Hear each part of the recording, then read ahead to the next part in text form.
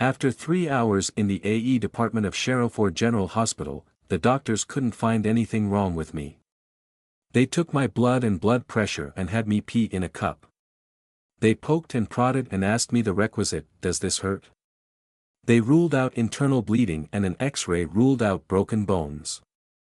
They hemmed and hawed and could not find a reason for the pain. Except the bruises.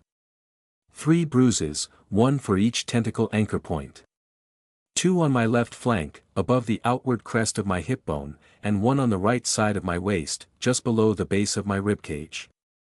Dark mottled purple, almost black with damaged capillaries, not quite perfectly circular but close enough to provoke medical suspicion.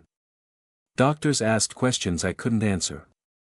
The attending nurse gave me a funny look, saw right through my stumbling, stammering excuses as I sat half-naked, wincing and shivering on an examination bench, trying to keep the fractal on my left forearm concealed as much as I could.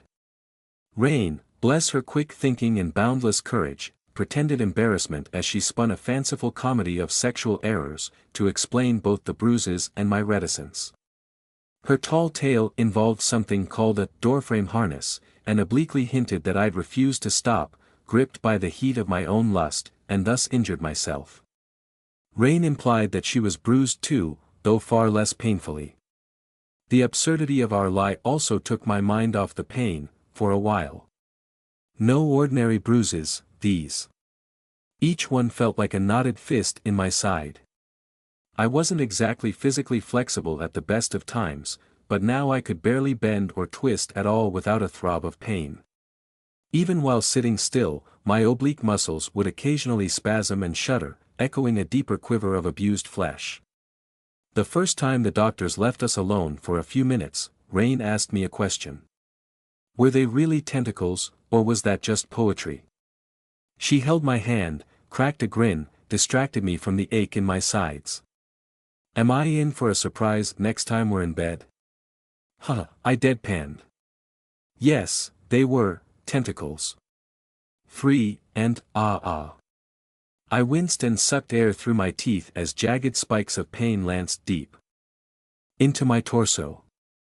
To even think about the phantom limbs was to invite the pain of their thought echo. On instinct I'd attempted to uncurl limbs I did not possess, to show them to Rain, to gesture with a tentacle tip and place another in her hand. None of that happened though, pain blossomed anew. Couldn't stop eating, either. Low blood sugar made me shake and shiver. Rain brought me hospital vending machine food, and I must have inhaled over 1,500 calories before the shake subsided. My tentacles, however short-lived, had burned a huge amount of energy. Nerve damage of some kind, perhaps, a kindly-looking young doctor told Rain and I from behind his square-rimmed glasses, once I was properly dressed again, hunched over and clutching myself as I waited for the painkillers to work. Perhaps. Rain echoed. Yes. It's our best guess. I'm very sorry, but I'm afraid we'll have to refer you to a specialist, Miss Morell. Here in Sherriford there's a waiting list, but we could get you over to Manchester as early as next month, St. Mary's or the Royal Infirmary perhaps. I'll be all right. I think. I felt terrible for wasting doctors' time. See, what I'd done to myself was beyond medical science. I can wait. Thank you. But she's not in any danger? Rain asked. It can't get worse, anything like that? No danger at all, as far as we can tell, aside from the pain itself. The bruising looks bad and is going to hurt, but everything is where it should be. The bruises themselves should heal as normal. In some of these cases, especially for a young person, the pain works itself out on its own, or the painkillers sort of reset the system, and it fades over time. Try to stay on them as much as possible, stick to the schedule the nurse wrote up for you, at least for 2 weeks. You have enough for 2 months, I think. Good, yes. If the bruises heal but the pain is still there, you could see your GP to get referred to another specialist, or we could go ahead and get you on that waiting list now, just in case. I'll be all right. Yes, Rain said. Put her on the list, please. Just in case. The painkillers did work, though they took a while to kick in, to smother the discomfort and inflammation. The hospital discharged me with a big bottle of take no more than 4 times a day and a smaller bottle of may cause addiction. Nothing more they could do. Rain drove us home, but not before we sat in the front of her car and shared a long, difficult hug. "I'll be all right," I told her. I had the number of a physical therapist, a prescription for more drugs C and a yearning of which I could not let go. "You will, Heather, yeah. Just bruises, hey." In my heart, that moment of glory had been worth all the pain in the world. "You are not a fish, Heather. I know that, I know dash. I know. Evie, I'm sorry, I dash. Don't apologize to me," she snapped. "You're the one who could have minced her own organs." "I didn't though, I made it work." "It worked, and it felt dash." I failed to smother a wince and a gasp. A strangled sound escaped my throat. The tentacles had felt wonderful, yes, a euphoria beyond words, but now the memory of them summoned only their painful echo in my flanks. My sides shuddered as I curled up against the burning bruises, the torn muscle, the sharp daggers slipping past the bulwark of painkillers in my bloodstream. Hey, don't think about it," Rain purred, one hand on my back. "Focus on me, listen to my voice." "You were incredibly lucky," Evelyn hissed. She finally shoved a chair out from the kitchen table and slumped down, one hand on her walking stick.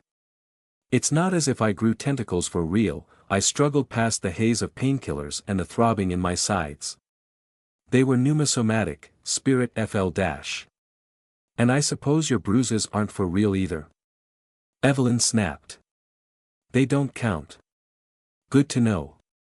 "You know, they don't look too bad really," Rain said, as she peered at my bruises.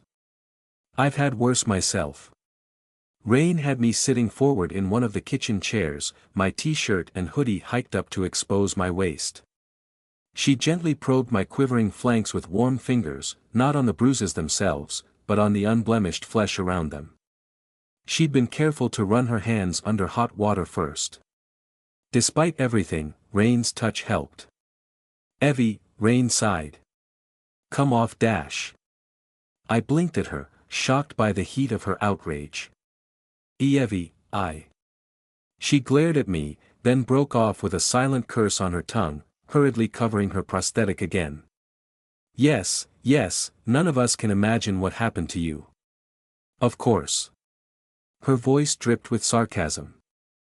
"Evie, I'm sorry," I said, and felt a lump in my throat. "I'm sorry for making you worry about me." Evelyn jerked a shrug, wouldn't look at me. "Evie, Twill started from the doorway. If it's really that dangerous, then dash." "Oh, you can shut up as well," Evelyn grumbled. "Just what we need, advice from a person who thinks she's a dog. She's not a fish, and you're not a wolf." Twill rolled her eyes and let out an unexpected soft grumble as she refused to rise to Evelyn's bait. "Why can't you just, admit that you care?" Evelyn gave her a capital L look, genuine hurt behind her anger. "This is caring." "If you can't deal with me, with that," Evelyn hastily corrected herself with a guilty glance at Rain and I, then you can, arg." Evelyn waved a dismissive hand, out of words. While Rain had driven me straight to the hospital, Evelyn and Preem had headed home, with Twill in distant, violent tow. Evelyn and Twill were both still in the same clothes they'd worn to the meeting, with the exception of Twill's lime green coat and white cream hoodie, now draped over the back of a kitchen chair. The coat had been slashed open in 3 places and both garments were stained with blood, all Twill's. Every now and then she flexed her right arm and rolled her shoulder, opened and closed the fingers of her right hand, working out the kinks left behind by her rapid healing. Not a mark remained on her bare skin now, but the Rayal wound was deeper. Twill wore her heart on her sleeve. "Hey, that's not what I meant," Twill said, low and just as hurt. "Come on." They'd been alone together in the house for hours save for Lozzie, asleep upstairs, and Kimberly, far too timid to get in their way. Whatever had happened between them in that time, the result was less than encouraging. Rain settled my hoodie back down to hide my bruises again. Evie, she said softly. How much danger is Heather really in? I don't know, Evelyn said. This isn't exactly well-charted territory. Nothing about this in any of your books. Not that I know of. We could dig, maybe in the library. Evelyn shrugged. I doubt anybody has ever been stupid enough to try to grow tentacles before. Or they died before writing it down. Then it's an educated guess, I said. Evelyn's eyes flashed at me again. Are you so desperate to find an excuse to warp your own body? I swallowed, looked away, and with great difficulty, nodded. Heather? Rain asked, one hand gently on my back again. I grew tentacles and it felt good. I pulled a sad smile. It felt right. And yes, for the record, I do realize how bonkers that sounds. So it feels for me, Twill put in, gingerly at first, then growing in confidence when Evelyn refrained from biting her head off. When I transform, I mean. You don't transform, Evelyn drawled. You put on a suit. You know what I mean, Twill grumbled on. It feels right.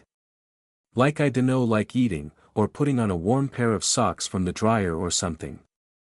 Or like, popping a limb back into place. Growing a limb which should be there in the first place, I murmured. Your grandfather probably knew what he was doing when he made you, said Evelyn. Considerably more than we do. And you're still a walking disaster. Oi, Evie, come on. You act like a canine half the time. She waved a hand at me. Even if Heather manages to stabilize what she's doing, without pulling her own digestive system out through her mouth, what is that going to do to her, What's the end result? Squid woman. It felt right, I repeated. Evelyn shot a look at me again, and I sighed and shrugged. I'm not going to deny that. It was disgusting and weird but right. I'm not going to be able to resist it again. What was it like? Rain asked, her tone one of genuine interest, not clinical investigation. If you can describe it without thinking too hard. Like tentacles. Slim, I suppose. No suckers or anything, just smooth. They strobed with light, like a fish from the sea floor. They were beautiful and, I closed my eyes, bit down through the throb in my flanks. Almost time for another dose of painkillers. The only part of my physical self I'd ever thought of as beautiful, and it wasn't even real flesh. Yeah. Rain grinned. I can picture that, you're beautiful all over. But what was it like? Oh. My heartstrings tugged with nostalgia for lost glory. I swallowed. It just felt right. I didn't even have to think about how to move them, how to use them. It was like they'd always been there. I could have a dozen, 100, and instinct would have scaled up, I'm certain. It was like living in a wheelchair, and suddenly getting up and running. Feels like I could have done anything with them, no matter how complex, how hard. Kinky. Evelyn put her face in one hand. You can't do this, Heather, you're going to kill yourself. I know. I said, and felt tears threatening in my eyes. Heather. Rain said my name. I know, it felt so good. I sniffed, scrubbed at my eyes with the back of a wrist. I want to feel that again, I don't think I'm strong enough to resist again. If the moment calls for it, I know I'll do it. I promised Maisie I wouldn't go back into the abyss, but I should have promised her I wouldn't change myself. Rain got up and fetched a box of tissues, then helped me dry my eyes. I nodded my thanks. Evelyn looked away in second-hand embarrassment. Promise, Preem intoned a moment later. I'm sorry. The doll demon looked right at me, expressionless and blank. Why couldn't I be more like her? Life as a piece of wood. She's got the right idea, Rain said with a grin. Heather, make that promise to us then. Or to me, if it helps. Promise me you won't hurt yourself. I averted my eyes, pulled a weak shrug. I couldn't lie like that. Promise, Preem intoned again. She takes promises serious, don't she? Twill mused, watching Preem. The doll demon watched her back. We have to find a way to make it safe for you, isn't that right, Evie? Rain asked, but didn't wait for an answer. Evelyn shrugged wide, exasperated. And we will. There's bound to be something, maybe something like what Twill's got, maybe we can talk to her family. Maybe something in Evie's books. Maybe Lozzie will know. Yeah. Heather. Hey, Heather, look at me. She took my hands, and I did. It's gonna be okay, we'll find a way. But for now, just for now, promise me you won't do it again. In return, I'll promise to do my best so you're not in a situation where growing magic tentacles seems like a good plan, no matter how cool that sounds. She cracked a grin. And hey, they do sound kinda cool. I sniffed again, nodded. You wouldn't be able to see them anyway. Yeah, never know. Promise me, please. Promise, Preem repeated. Yeah, Twill added. Come on, don't hurt yourself. With some difficulty, I nodded. Rain's confidence helped, and her promise that we'd find a way. We did have plenty of avenues to explore Twill's family, books, Zheng, Lozzie, all with their own challenges. For a moment I glanced at the ceiling, thinking about Lozzie asleep upstairs. Promise? Promise, I whispered. Sorry. You too, Evelyn. I'm sorry, I don't want to hurt myself. I've told you off for it before, so it's only fair. Thank you. Evelyn shrugged, clearly uncomfortable. You gotta admit though, Rain said. The look on Stack's face was pretty funny, EY. Yeah. Twill smiled wide. Served her right. Wham. Right on her arse. Seriously thought you'd gotten like, mind powers. I do have mind powers, I said with a sigh. Yeah, but you know what I mean. Like, super spooky mind powers. Super spooky, Preem intoned from over by the doorway. Twill jumped, Rain laughed, and I made fleeting eye contact with the doll demon. For some reason, she didn't seem amused. Evelyn finally allowed herself to relax a fraction. A slim, satisfied smile crossed her face. Yes, quite. They never saw that coming. I don't approve of the danger of the method, Heather, but on that account, well done. And thank you. You're welcome, I managed, not comfortable with being the sudden center of smug attention. I only wish we hadn't failed. Evelyn grunted. Your methods won us something there, despite, well, everything else. The atmosphere in the room shifted. The immediate crisis of internal bleeding and phantom bruises gave way to the wider matter at hand. We gave better than we got, at least, Rain said. Wait, what? Twill asked. But we didn't get him. Bastard got away. Indeed, said Evelyn. Indeed he did. Why didn't we just kill them all when we had a chance? After Edward as Julian had vanished into thin air, our little peace conference broke up in total chaos. The bulk of my attention had been occupied by the searing pain in my sides and the struggle to retain consciousness, as Rain had helped me hobble to her car, parked around the front of the pub. As such, I was only aware of a small portion of what happened at the time. Michael Hopton was demanding answers from Yule's son, who was left all aflutter like a startled rabbit in the wake of his master's disappearance. He stammered along as best he could, a staccato background to the rising swell of everyone suddenly talking at once. Amanda still stared at me, spellbound by what she'd seen me do. Her dog watched me like I was some unknown animal. Evelyn snatched the white handkerchief Edward had used off the table, and gestured to Preem. Nicole was on her feet, saying something so very standard about how we should all calm down. Even the math students at the other end of the pub garden could tell a fight was brewing. One of them was on his way over, raising his voice. Twill had stood up and growled at Stack. "I'm out," Stack repeated once more, blank-faced as she took a step back. Rain already had me 5 paces away from the mounting confusion when Twill vaulted the table. Stack dodged by the skin of her teeth. My goodness, but she was fast. Twill hit the ground in a roll and came up growling.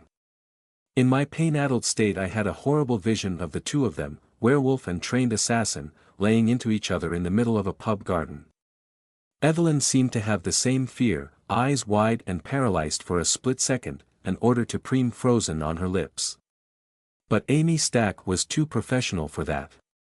She turned on her heel and sprinted away, round the side of the pub and out into the street. Twill was so surprised it took her several heartbeats before she gave chase. A moment later all we knew of them was the sound of running footsteps receding into the warren of houses beyond. "She'll kill her," Nicole said, moving to go after them. "I wouldn't bother, Detective," Evelyn grumbled. Everyone else had fallen quiet in surprise, the sudden explosion of violence more than enough to end the chaos. The trio of curious math students were looking rather shocked. One of them shrugged, and another went back to her drink. In the corner of my eye I noticed that Twill's parents both had oddly pained expressions on their faces. "Which way round?" Benjamin asked. "'Cause I know my cousin'll win." All right, fair point, I don't know," Nicole said. A still functioning part of my mind almost laughed. This was the second time Twill had chased Stack through Sherrowford, and I didn't expect her to do any better than previously. "Twill will tear her apart," Michael Hopton sighed, no relish in his voice, scant pride in his daughter. "Exactly," Nicole said. "Can't you?" His look said it all. No, he could not stop her. Yulsun managed at last to gather himself up, all his myriad papers stuffed back into his briefcase. The last thing I saw before Rain and I hobbled around the side of the pub was the little rat-like lawyer offering firm handshakes all around. He had few takers. When we at last got home, Twill told us what we'd missed. Exceeding all my estimations, shaming me for my lack of faith in my friend, she had caught Stack.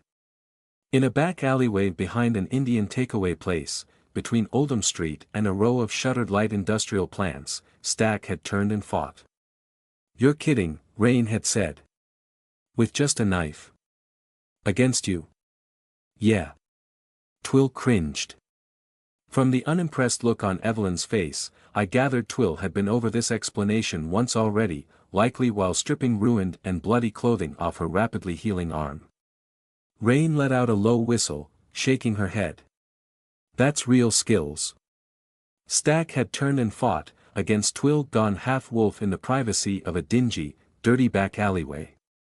To hear Twill tell the tale, the fight had lasted only 3 or 4 seconds, and ended with Twill howling in transient pain, on her back in a splatter of her own blood. Stack had escaped, off into the city, untouched. "That's real knife skills," Rain repeated. "Glad she quit on her boss so publicly, hey?" "Yeah," Twill grimaced. "No rematch." I almost didn't believe it. I'd seen Twill fight zombies by pulling their heads off, wrench a steel chain apart with her bare hands, crack concrete with raw strength. If it wasn't for Twill's heartfelt earnest nature and the blood all over her slashed open clothes, I would have suspected her of lying, that she'd been caught in some clever trap too embarrassing to admit, or that she'd lost Stack entirely and invented her defeat to cover for failure. All her strength and enthusiasm hadn't meant so much, faced with trained skill. By the time I'd gathered enough brainpower to ask the questions, Rain was helping me to the table to check on my bruises, and Evelyn had started shouting.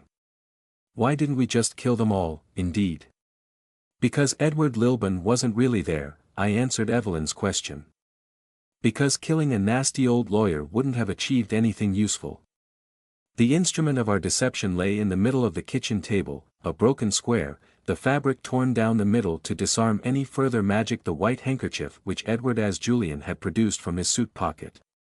Upon closer inspection at home, Evelyn had discovered a magic circle stitched into the fabric in white on white. Obvious when one looked, but very hard to distinguish during a rushed moment in a pub garden. A faint handprint remained inside the circle itself, as if the outer layer of Edward Julian's skin had been left behind in whatever process had allowed him to dismiss his remote mouthpiece. Would have made me feel better, said Evelyn. Yeah. Rain grinned.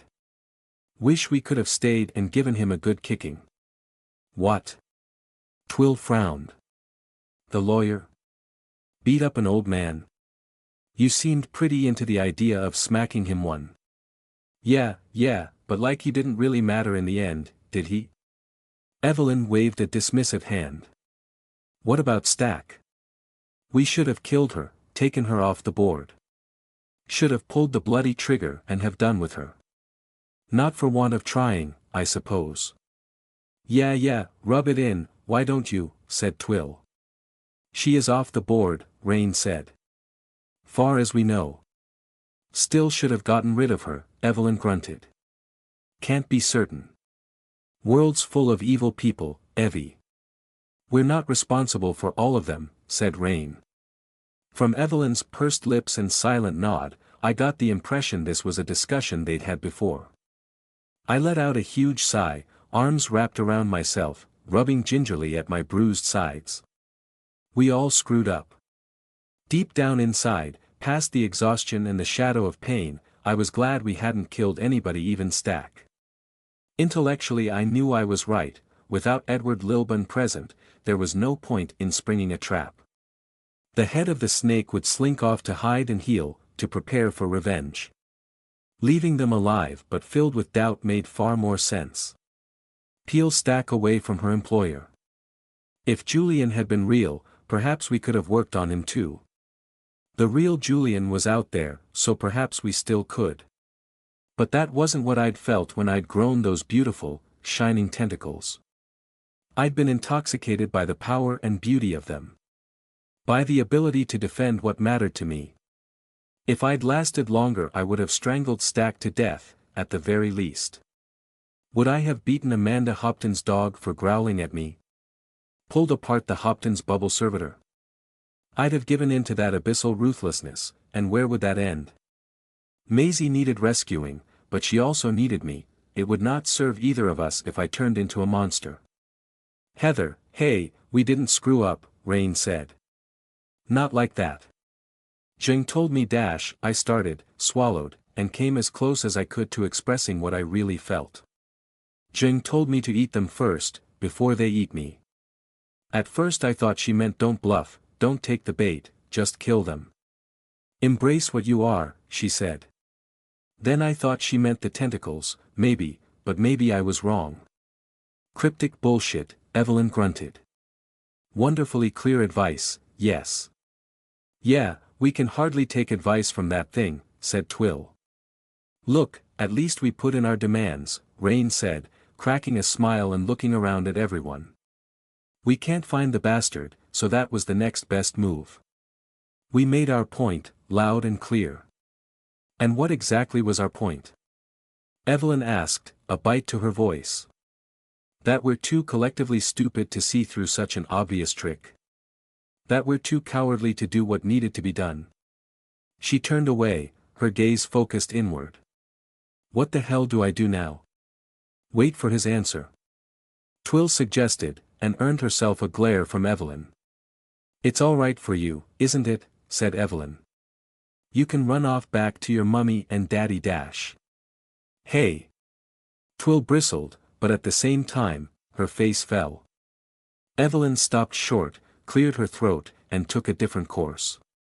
Edward Lilburn will come back at us, I know he will. We've got something he wants. Evelyn pointed at the ceiling, and I knew she meant Lozzie. Not to mention Sherrowford itself. No, we need something on him, we need to find the bastard, and Evelyn grit her teeth and got out of her chair, clacking her walking stick against the kitchen floor. She walked 3 paces with sudden purpose, then stopped and turned as if lost. We could put the squeeze on Yule's son, Rain suggested. He's a figure of public record and all that, takes clients, not like he's hiding. Don't be an idiot, Evelyn hissed. Even threatening a lawyer is an astoundingly bad idea.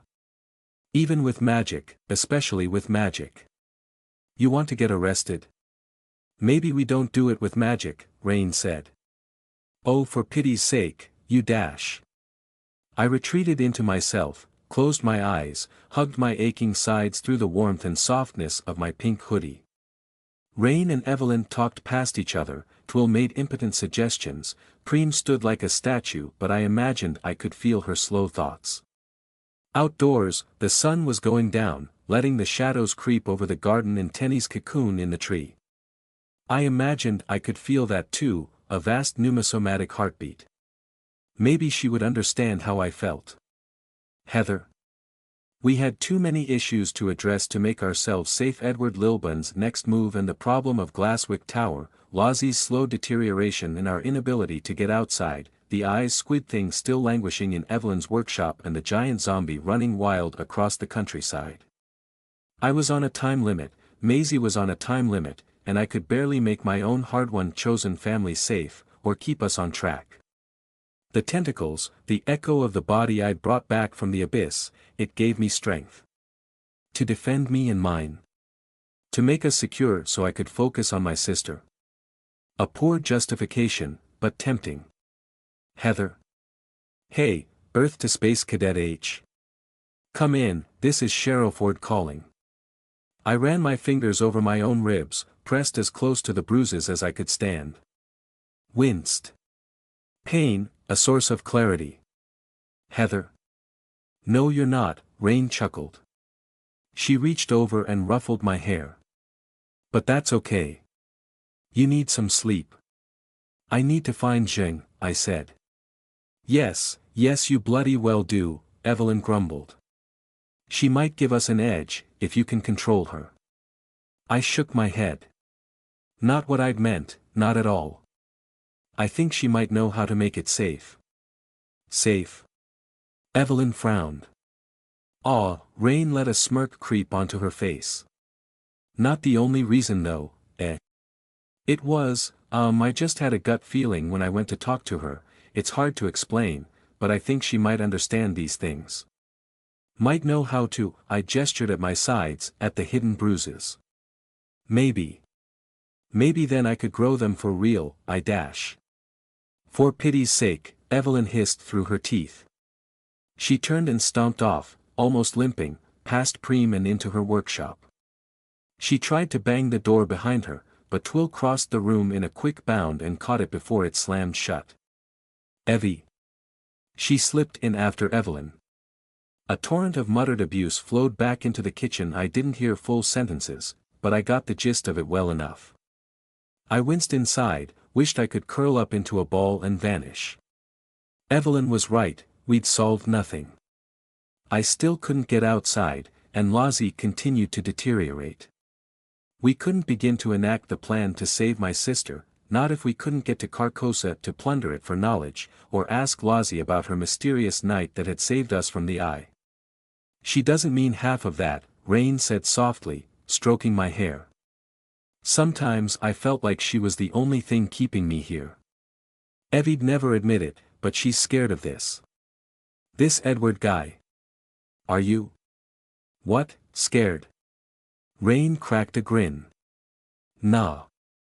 I think he's gonna fold. I have to find Zheng, I repeated, and tried not to feel guilty.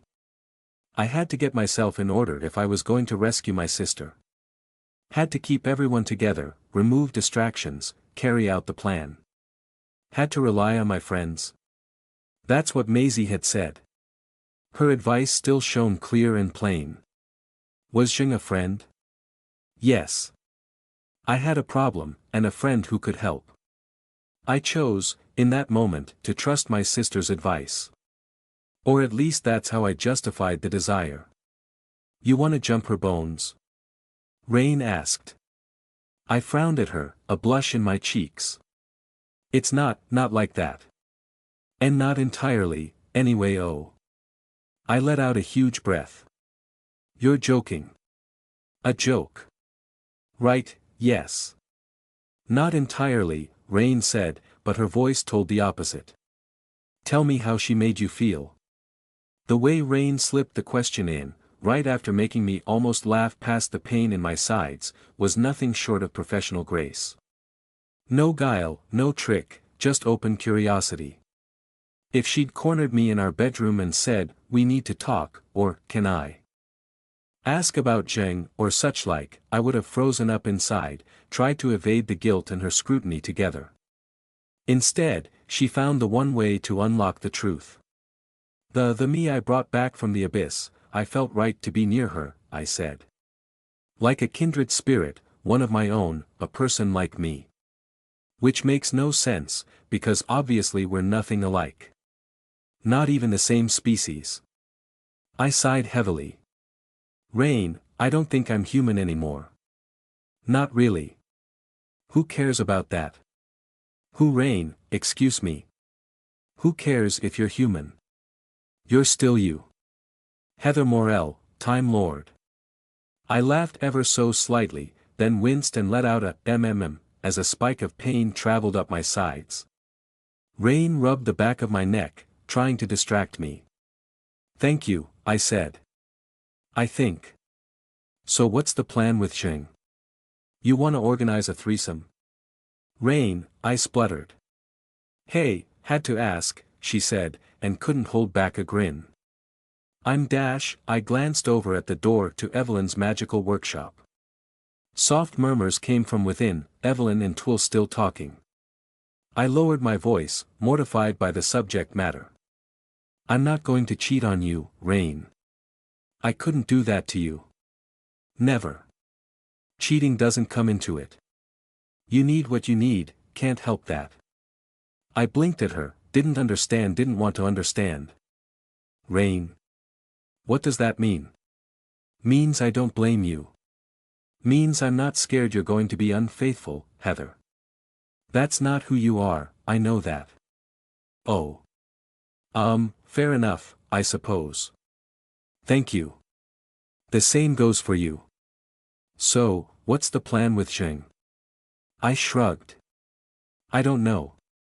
Find her, convince her to come back to the house. Talk to her about why I felt like that around her. Yes, just unpick the emotions of a centuries-old demon living in the body of a Greek goddess. So simple. Oh, blast it all, I sound like Evelyn. Gotta find her first, Rain mused. Exactly, and how do we do that?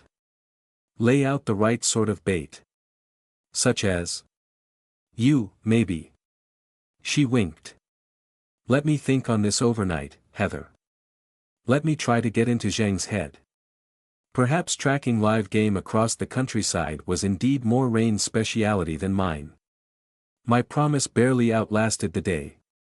That night, the night which followed the meeting and our trip to the hospital, Rain and I slept especially close.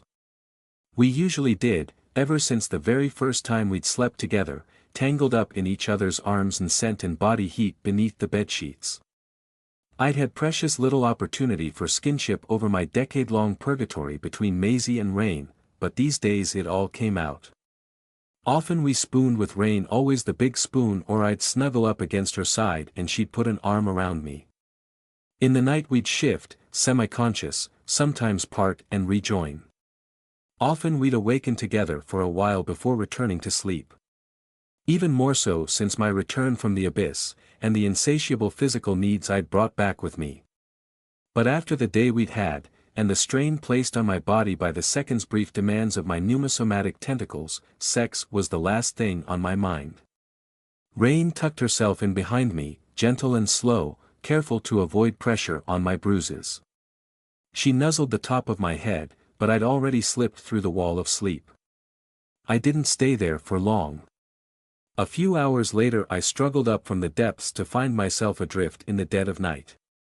Sore and cold even in Rain's arms, my flanks throbbing and burning, the painkillers worn off, an exhaustion headache churning in the cavity behind my eyes where my brain should be.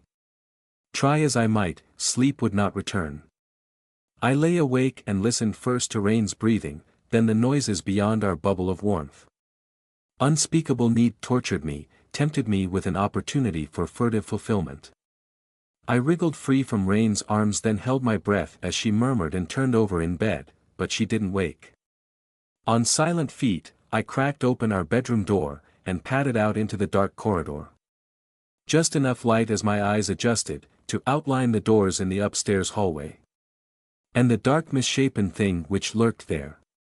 A white oval turned to face me. In the split second before I recognized Preem, the wide skirt of her maid uniform had complicated her human outline in the dark. A hiss rose in my throat. I almost jumped out of my skin. Phantom tentacles and spines reacted in panic defense, triggered muscle spasms in my sides, and a gasp of pain cut off the hiss. I winced and curled up, clutching at my flanks, gripping at myself, trying to hold still my own quivering, abused muscles. I hissed through my teeth and crouched down, all but sat on the floor as the wave of pain passed through me. Preem just watched. Preem, I winced. That's the second time you've surprised me in the night. Why are you standing here in the dark? Dressed in her full maid uniform, Preem had seemed like some moth-winged black ghost caught in the shadows of the hallway. She stood outside Evelyn's bedroom door, as if on guard. I knew she didn't need sleep. At night she usually sat on one of the sofas in the magical workshop, and over the last month I'd taken to giving her books. She did go through the physical motions of reading, most nights, but I had yet to extract a response from her about the content of anything she'd read. What she didn't habitually do was lurk up here, spooking me on my way to the toilet. Preem declined to answer. I eased myself up from the floor. Is something wrong with Evie? No, Preem intoned at full volume. I winced and put a finger to my lips. Preem, everyone else is still sleeping. Not you, Preem said in her musical, sing-song voice, thankfully much quieter this time. My spine still itched at the way her lilting words might carry through the closed doors and old walls. Guilt crept into my chest. Yes, because I need to use the toilet, I whispered, an easy lie, one I'd told myself as I'd gotten up. Preem, what are you doing standing around in the dark? Blank white eyes stared back at me. I sighed. All right, have fun standing there, I suppose. You do know there's nothing stopping you from taking some blankets and having a lie down. I'm sure Evelyn won't mind. Sleep is relaxing. No. Well, I do need to use the bathroom, so. As soon as I made to move, Preem stepped forward. She didn't quite block my way, nothing so obvious, but the intent was clear. Up close now, her perfectly smooth artificial skin looked like milk in the darkness. Preem. Promised, she intoned. My heart skipped a beat. Mouth went dry. How did she know what was I thinking about? I'm Preem, I'm not Dash. Promised, she repeated. Heather, you promised you would not hurt yourself. You promised everyone. Don't break promises. I blinked in surprise. Preem hadn't spoken such a complete statement since our strange encounter just before Christmas, in the kitchen of Evelyn's family estate. She put me to shame. My cheeks burned with guilt and my sides burned with dull throbbing.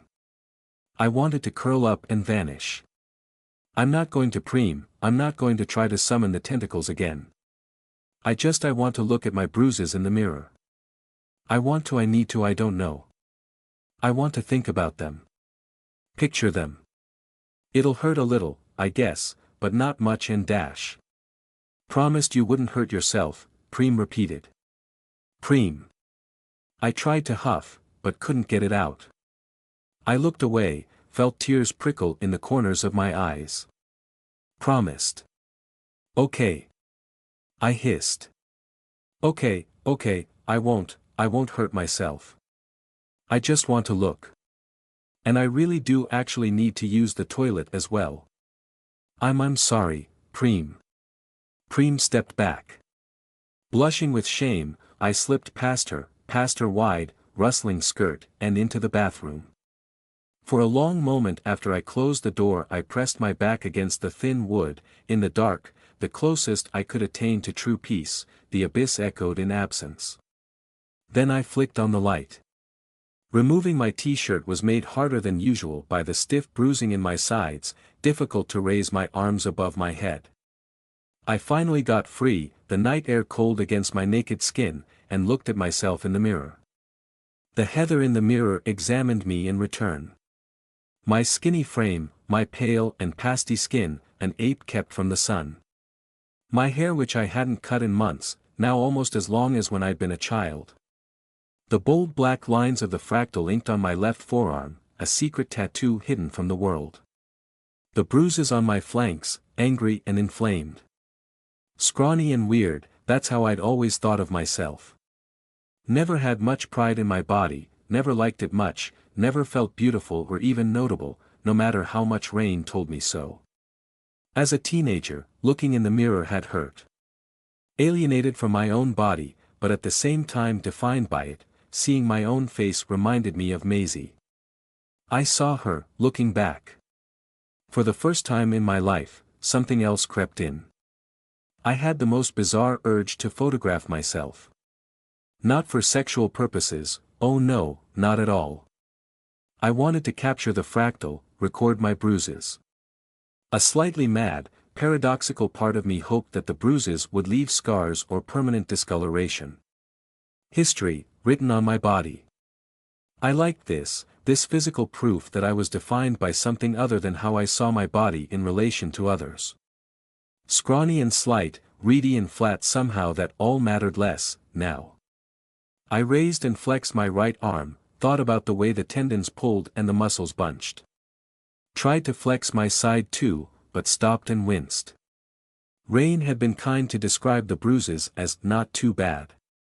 Already they seemed darker than before, almost black, ringed with angry inflamed skin where the Pneuma-Somatic flesh had passed through my own. My own, the tentacles had been my own as well. With my breath held, ashamed and furtive and hoping Preem was not listening at the door, I thought about my tentacles. I didn't try to summon them again. Such splitting of hairs served as my excuse. I wasn't really doing it, not for real, no promise broken here. Pain did not care about promises kept or broken. I recalled the way the tentacles had felt, imagined them stroking the edge of the mirror, touching my own reflected image and the anchor points, deep inside the core muscles of my torso, seized and shuddered with searing pain, a throbbing bruise far deeper than the surface of my skin. I could almost visualize them, almost see them, but the pain was too much. I bit down hard on my lips, scrunched up my eyes as my breath shook. Sweat broke out on my forehead. I gave up. Ow, ow, I whispered to myself, crouching down and clutching at my sides, tears of stinging pain in my eyes. Heather, you idiot. You idiot. Idiot. Why? Because I wanted it. Because an abyssal body made me strong. Defend my friends. Rescue my sister. A mad part of me, a growing hybrid of abyssal creature and tribal ape, wanted to fight the eye, pull it apart like a giant squid might fight a whale. Even in the rapture of my moment of glory, I knew that was simply impossible. Shivering on the bathroom floor in secret, hurting myself in private, breaking my promises, spinning fantasies of impossible revenge. One of my lowest points in months. Suddenly, the bathroom door handle rotated. The door cracked open. I'm still in here, I croaked and staggered to my feet. I grabbed my t-shirt off the side of the bath and clutched it to my naked front. Light spilt out into the upstairs hallway to reveal Preem supporting a sleep-addled, heavy-lidded, curious Lozzie. Her long wispy blonde hair hung down in a curtain of gold. With obvious difficulty, blinking and bleary, Lozzie managed to focus her eyes on me. She broke into a smile. Heather. Lozzie. Did you wake up? I asked, and scanned Preem's face for an explanation. Had Lozzie stumbled into the hallway after a random awakening, or had she somehow felt my pain? Or, more likely, had Preem decided to wake somebody up to stop me from hurting myself? Before I could pull my t-shirt back over my head, Preem stepped forward and deposited the sleepy warm Lozzie straight into my arms. She slumped against me in a rough hug, warm from sleep, soft in her borrowed clothes. Lozzie made a sleepy sound and rubbed her face into my shoulder. She weighed so little that I had almost no trouble holding her steady, even as Preem withdrew to the doorway again. I sighed and gave Preem a look. Emergency Lozzie, is it? No answer. Sleep. Lozzie murmured. Come bed. Maybe. Maybe, I should be in bed with Rain right now, I dash. Lozzie's nose twitched. She blinked several times and forced her eyelids wider, but couldn't quite overcome her natural heavy-lidded look. She slid down me. For a moment I thought she was going to slump to the floor, but she stopped at my side, clinging to me for support, her breath warm on my chilly skin. She stared at my exposed bruises. Tilted her head back and forth, her little elfin face like some sprite conjured from the night. Lozzie. I'm fine, I'm okay, they don't hurt too badly. Something happened earlier today, but I'm fine. Growing little helpers for your help, she mumbled, to herself or my side or just the empty air. A helping hand, happy helping help hand. Lozzie. She sniffed and blinked and jerked upright again like a jack-in-the-box. The light of consciousness glowed in her eyes. For a moment, she was all there, excited and smiling. You're growing new parts. Yay! Did you have trouble, was it easy? No, it wasn't easy. Lozzie, how did you know what happened? You've been asleep the whole afternoon.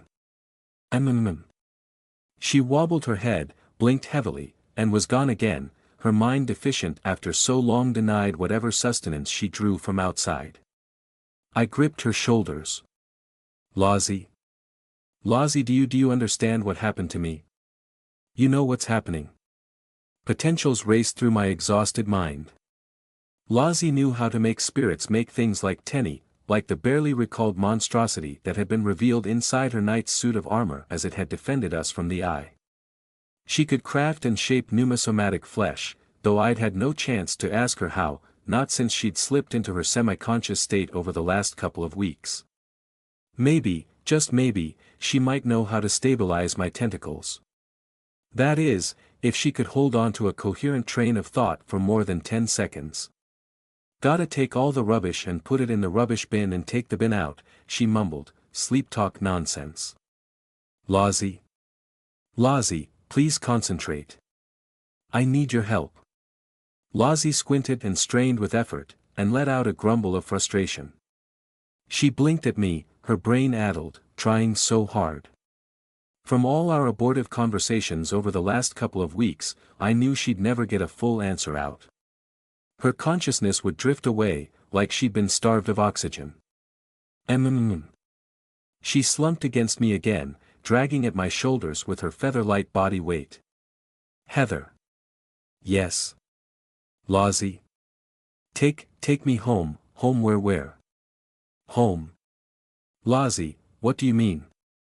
I tried to heft her up onto her own feet, the bruises in my sides complaining all the while, but she was like a sack of potatoes, all loose and bony.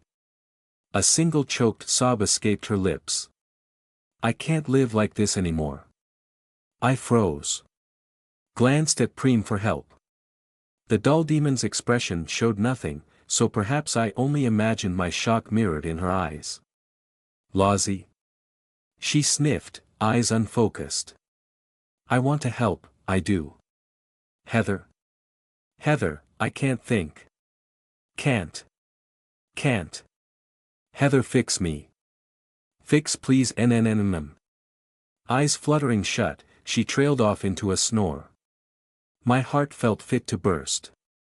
When Lozzie had saved me from the eye, and then returned to reality, I'd been overjoyed to have her back.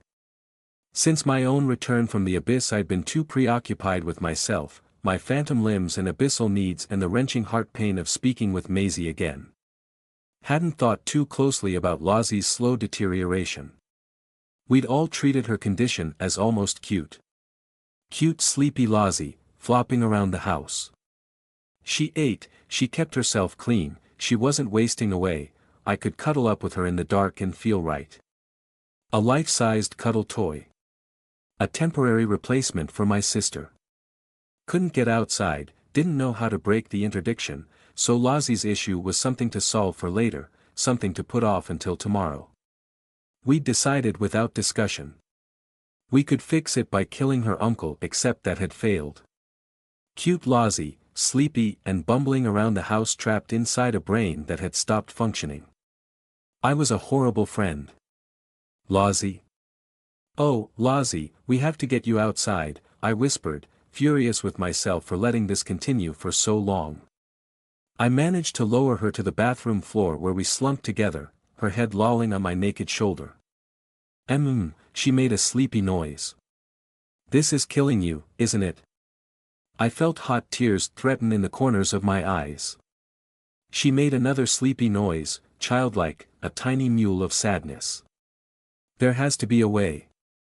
I glanced down at the fractal on the bare skin of my left forearm, then up at Preem, as I cast around for an idea. There has to be some way of getting through to outside. If only. If only the lightest touch of hyperdimensional mathematics didn't feel like jamming my fingernails into a barely scabbed-over wound. If only I was smarter, stronger, if only my thoughts would move faster. If only I could define the dead, grasping hands that had fastened around my ankles when I tried to slip, if only I could tear them apart. If only there was somewhere else I could take Lozzie. Somewhere else, I whispered out loud, as a light bulb went on inside my head. Somewhere else. A different place, a substitute, a place in which Lozzie had once been confined, without access to the outside, and had retained her faculties. Lozzie, you're going to be okay. I have an idea.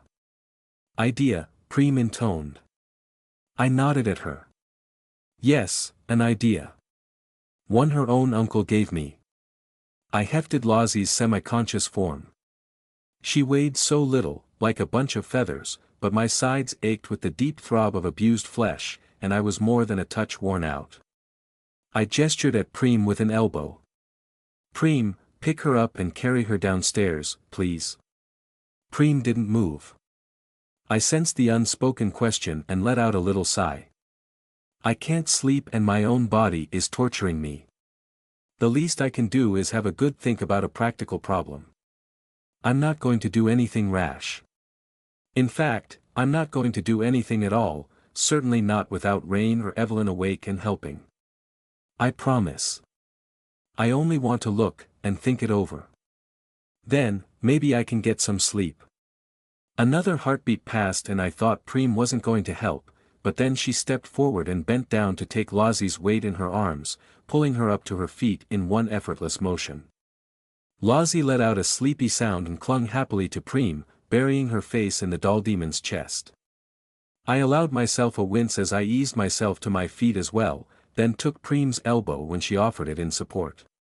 Thank you, I muttered, and set about the difficult process of maneuvering my t-shirt back over my head with my currently limited range of motion. Oddly, I didn't feel at all embarrassed in front of Preem. She didn't care if I was topless. I'd seen her naked before. More than naked, disembodied.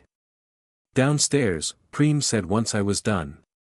Before I could second-guess myself, I leaned over and gave Preem a hug, with Lozzie in the middle. It was most comfortable. Thank you, I said. Thank you, Preem. I needed that. Emergency Lozzie was a good call. Preem did not respond. Both her hands were busy holding Lozzie up, and besides, no matter how human or well-developed she become, Preem wasn't exactly the touchy-feely type. Which is why I was so surprised when she gently touched her head against mine, her smooth flat blonde hair against my bird's nest mess. A laying together of human skull and illusion-wrapped wood. A surprised smile crept across my face. Preem. Bonk, she said. I pulled back and blinked. Bonk. I echoed. Preem, you dash. Bonk, Lozzie sleep mumbled. Downstairs, Preem repeated. Yes, I sighed, and put aside the issue of Preem's learned affection for now. Downstairs. First things first, I need more painkillers. Despite all my determination, I was still no mage. I didn't understand the first principles of the thing I was looking at. Mostly it made my eyes water. Evelyn said she was going to rebuild this to take us to the library of Carcosa, with that book I brought back, I said, as much to myself as to Preem. She already knew this. I was merely thinking out loud. Which means it still functions. Will function. I glanced back over my shoulder, down the length of Evelyn's magical workshop, at Lozzie curled up on the sofa and wrapped in a spare blanket, her heavy-lidded eyes open just a crack. Preem stood by the table, her hands folded demurely in front of her, right next to the open box of strawberries I'd fetched from the fridge. Behind and above them, Evelyn's resident spider servitor clung upside down to its corner of ceiling, stingers waving in the air like lazy fronds of seaweed, its mass of crystalline eyes looking nowhere in particular. Lozzie? I said. You completed this in the first place, do you remember that? Do you remember how? Could it take us back again? Back to the castle? Lozzie squinted one eye shut with the effort of thinking, then closed the other, then chased with a snore. I sighed and turned back to the gateway. Evelyn's door, Lozzie's collaboration. The Sherrowford cult's inept trap. The doorway portal thing to the foggy emptiness behind the city, where they'd carved their citadel from the protective scabbed shell of a fallen, stranded outsider. I cast my mind back to the moment I'd watched it open, the matter peeled away by an oily darkness, then replaced by a vision of a long hallway, on that night the still enslaved Zheng had snatched me through by the head. Afterward, Evelyn had deactivated the gateway, removed a specific portion of the massive ink and paint mandala. Now it was just the outline of a doorway, scored into the paint and plaster of the wall. The rest of the fan-shaped mandala was still intact, a complex interlocking mass of magic circles, esoteric symbols, bits of Latin and non-human language, with Lozzie's, or my, depending on how one thought about it, finger-painted additions in rough streaks, left to dry where we'd made them. Looking too closely hurt my eyes, made me wince, stirred the echo of nausea in my belly. In theory, the door could be opened once more by simply replacing the piece of the design that Evelyn had scrubbed away. She'd even photographed it and made a sketch, just in case. In practice, the pockets and folded spaces the cult had dug were gone now, closed up, had slowly collapsed in on themselves after Alexander's death. Only the foggy subdimension itself remained, the wound in reality around the cult's captured god. Evelyn had sent Preem back there, once, before the cult's hidden byways had vanished completely.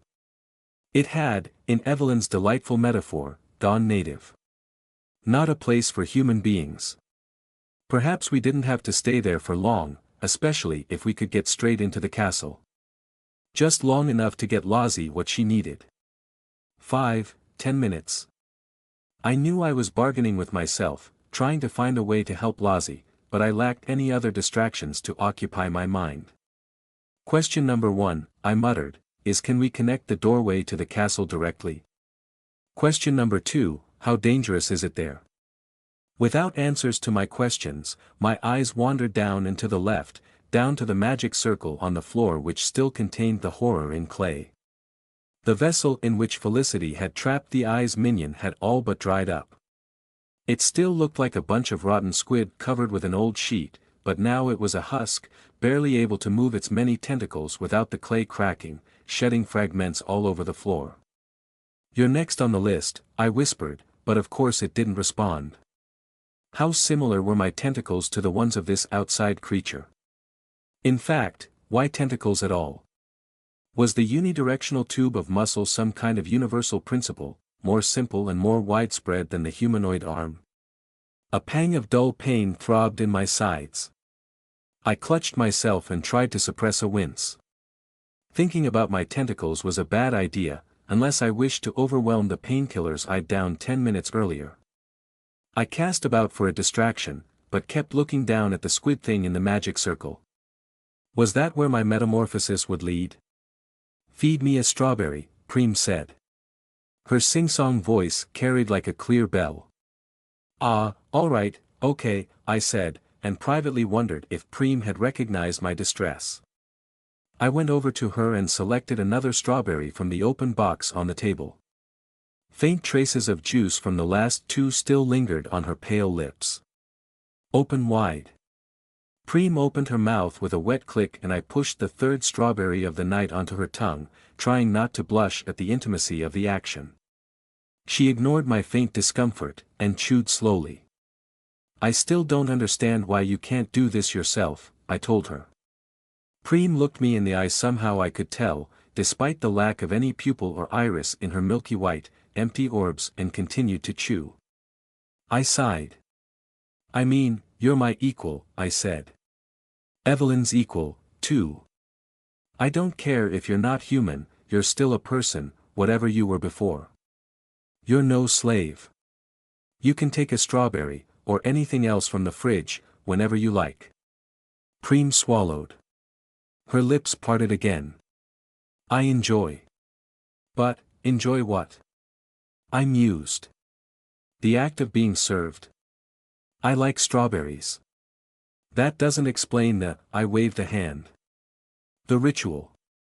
"Kiss my arse," Preem intoned, in perfect, sing-song voice. My jaw fell open. What? Had my ears deceived me? "Preem, I'm sorry." "Excuse me."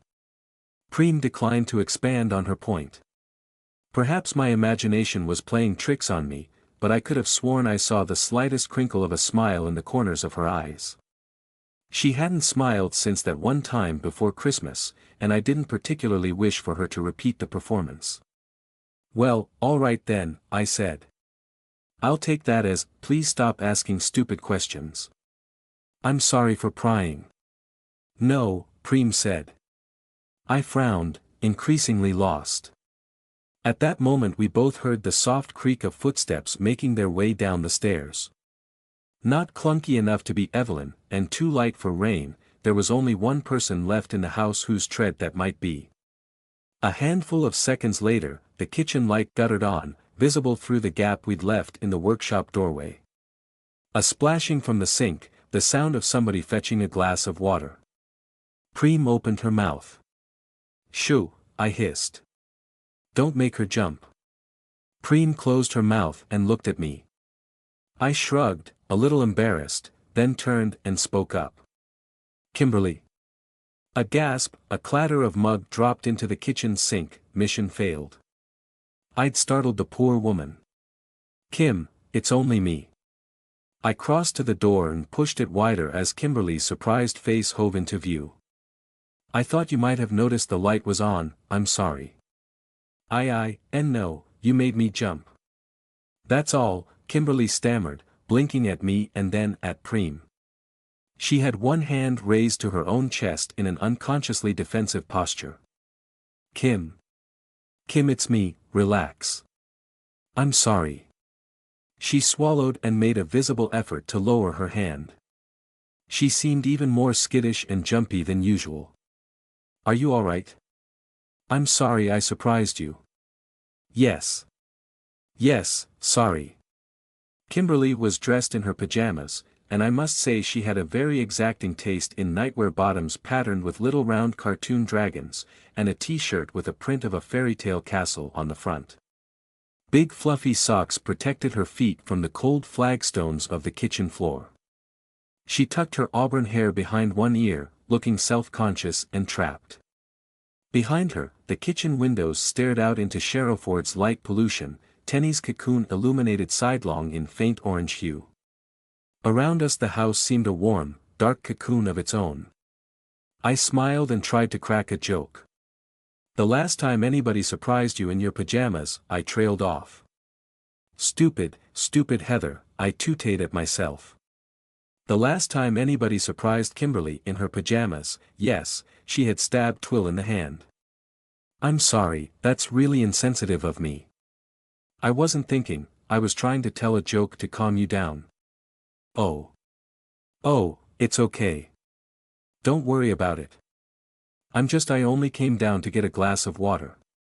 She tried a nervous smile too. Can't sleep. Me neither, actually. Want to talk about it? She shrugged. What's to talk about? I'm sorry. Kimberly swallowed and looked guilty. I just what you all did today. Yesterday. I don't want to risk getting tangled up with Edward Lilburn again.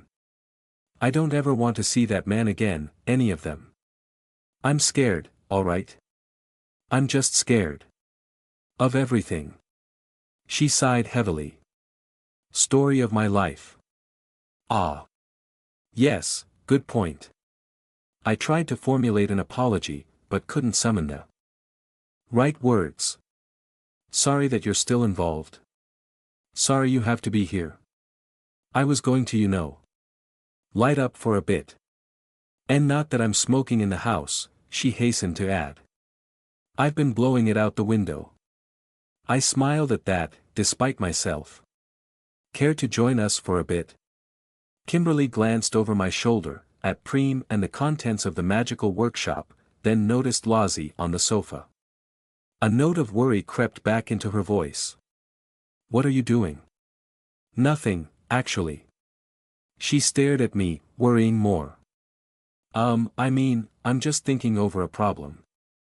I frowned in sudden thought.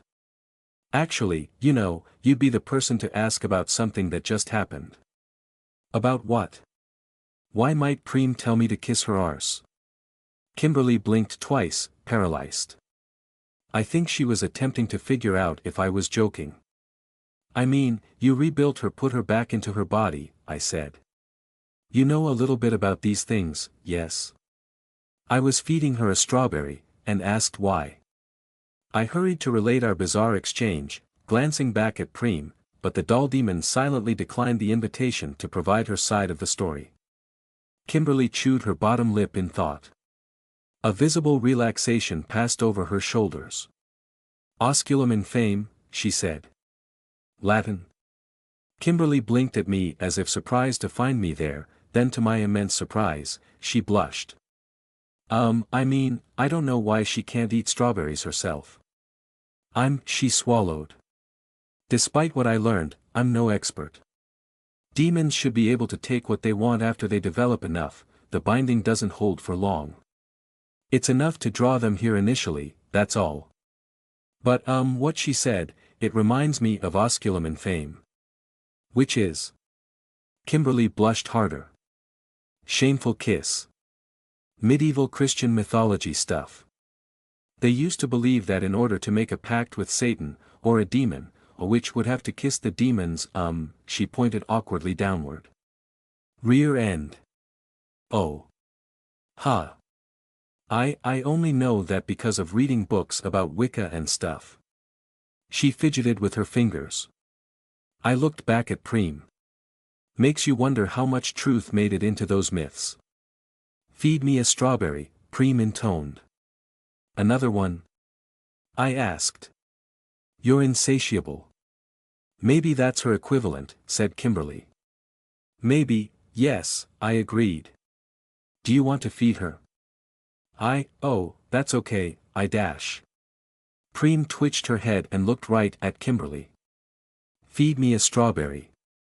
Looks like you need to kiss the devil's bum as well, I said, and couldn't help but smile. Kimberly blushed and hesitated, so I stepped back into the room and left the doorway as an open invitation. I crossed back to Preem and the box of strawberries, selected one and held it up toward Kimberly. Have you ever done this before? Kimberly ventured into the room, casting a curious look at Lozzie asleep on the sofa. No, I haven't. You should try. It's almost relaxing. She's not a pet. Kimberly briefly met Preem's staring eyes. She's a demon. A demon that likes getting fed strawberries. Also very friendly. She is kind of nice, I suppose. Kimberly sighed as my peer pressure broke through. With a touch of Evelyn-esque huffiness she accepted the strawberry and held it up, unsure where to put the thing. What do oh. Preem opened her mouth. Kimberly popped the strawberry inside, then withdrew her hand as if she might lose a finger. She, much like I had done my first time, flushed in the face as two fingertips brushed Preem's lips. Preem closed her mouth and focused on chewing. That was weird. I know, I said with a sigh. Sorry, I had to share it with somebody. Also helps keep my mind off the pain in my sides. Kimberly gave me a look of sad sympathy. Is it really bad? It's tolerable. Just trying to take my mind off thinking about my body, that's why I'm down here. Do you want some cannabis? You don't have to smoke it, I could put some in a brownie or something for you. It really helps with pain. I got into it originally for period cramps, when I was a teenager. Thank you, I said. Not yet, but I'll give it some thought. Think about it, Preem said. We both looked at her. So, Kim, I said at length.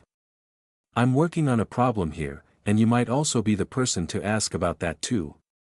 Well, you or Sarika, I suppose. Sarika? Kimberly's voice caught in her throat. I had very little contact with her, It's okay. It's not about her. I pointed at the mandala on the wall, at the inactive gateway. It's about that, and Lozzie.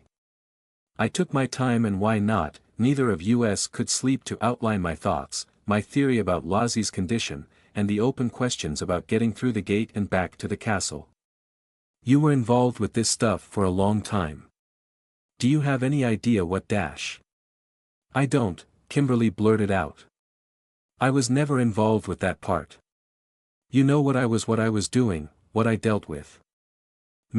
She nodded at Preem instead of saying the words.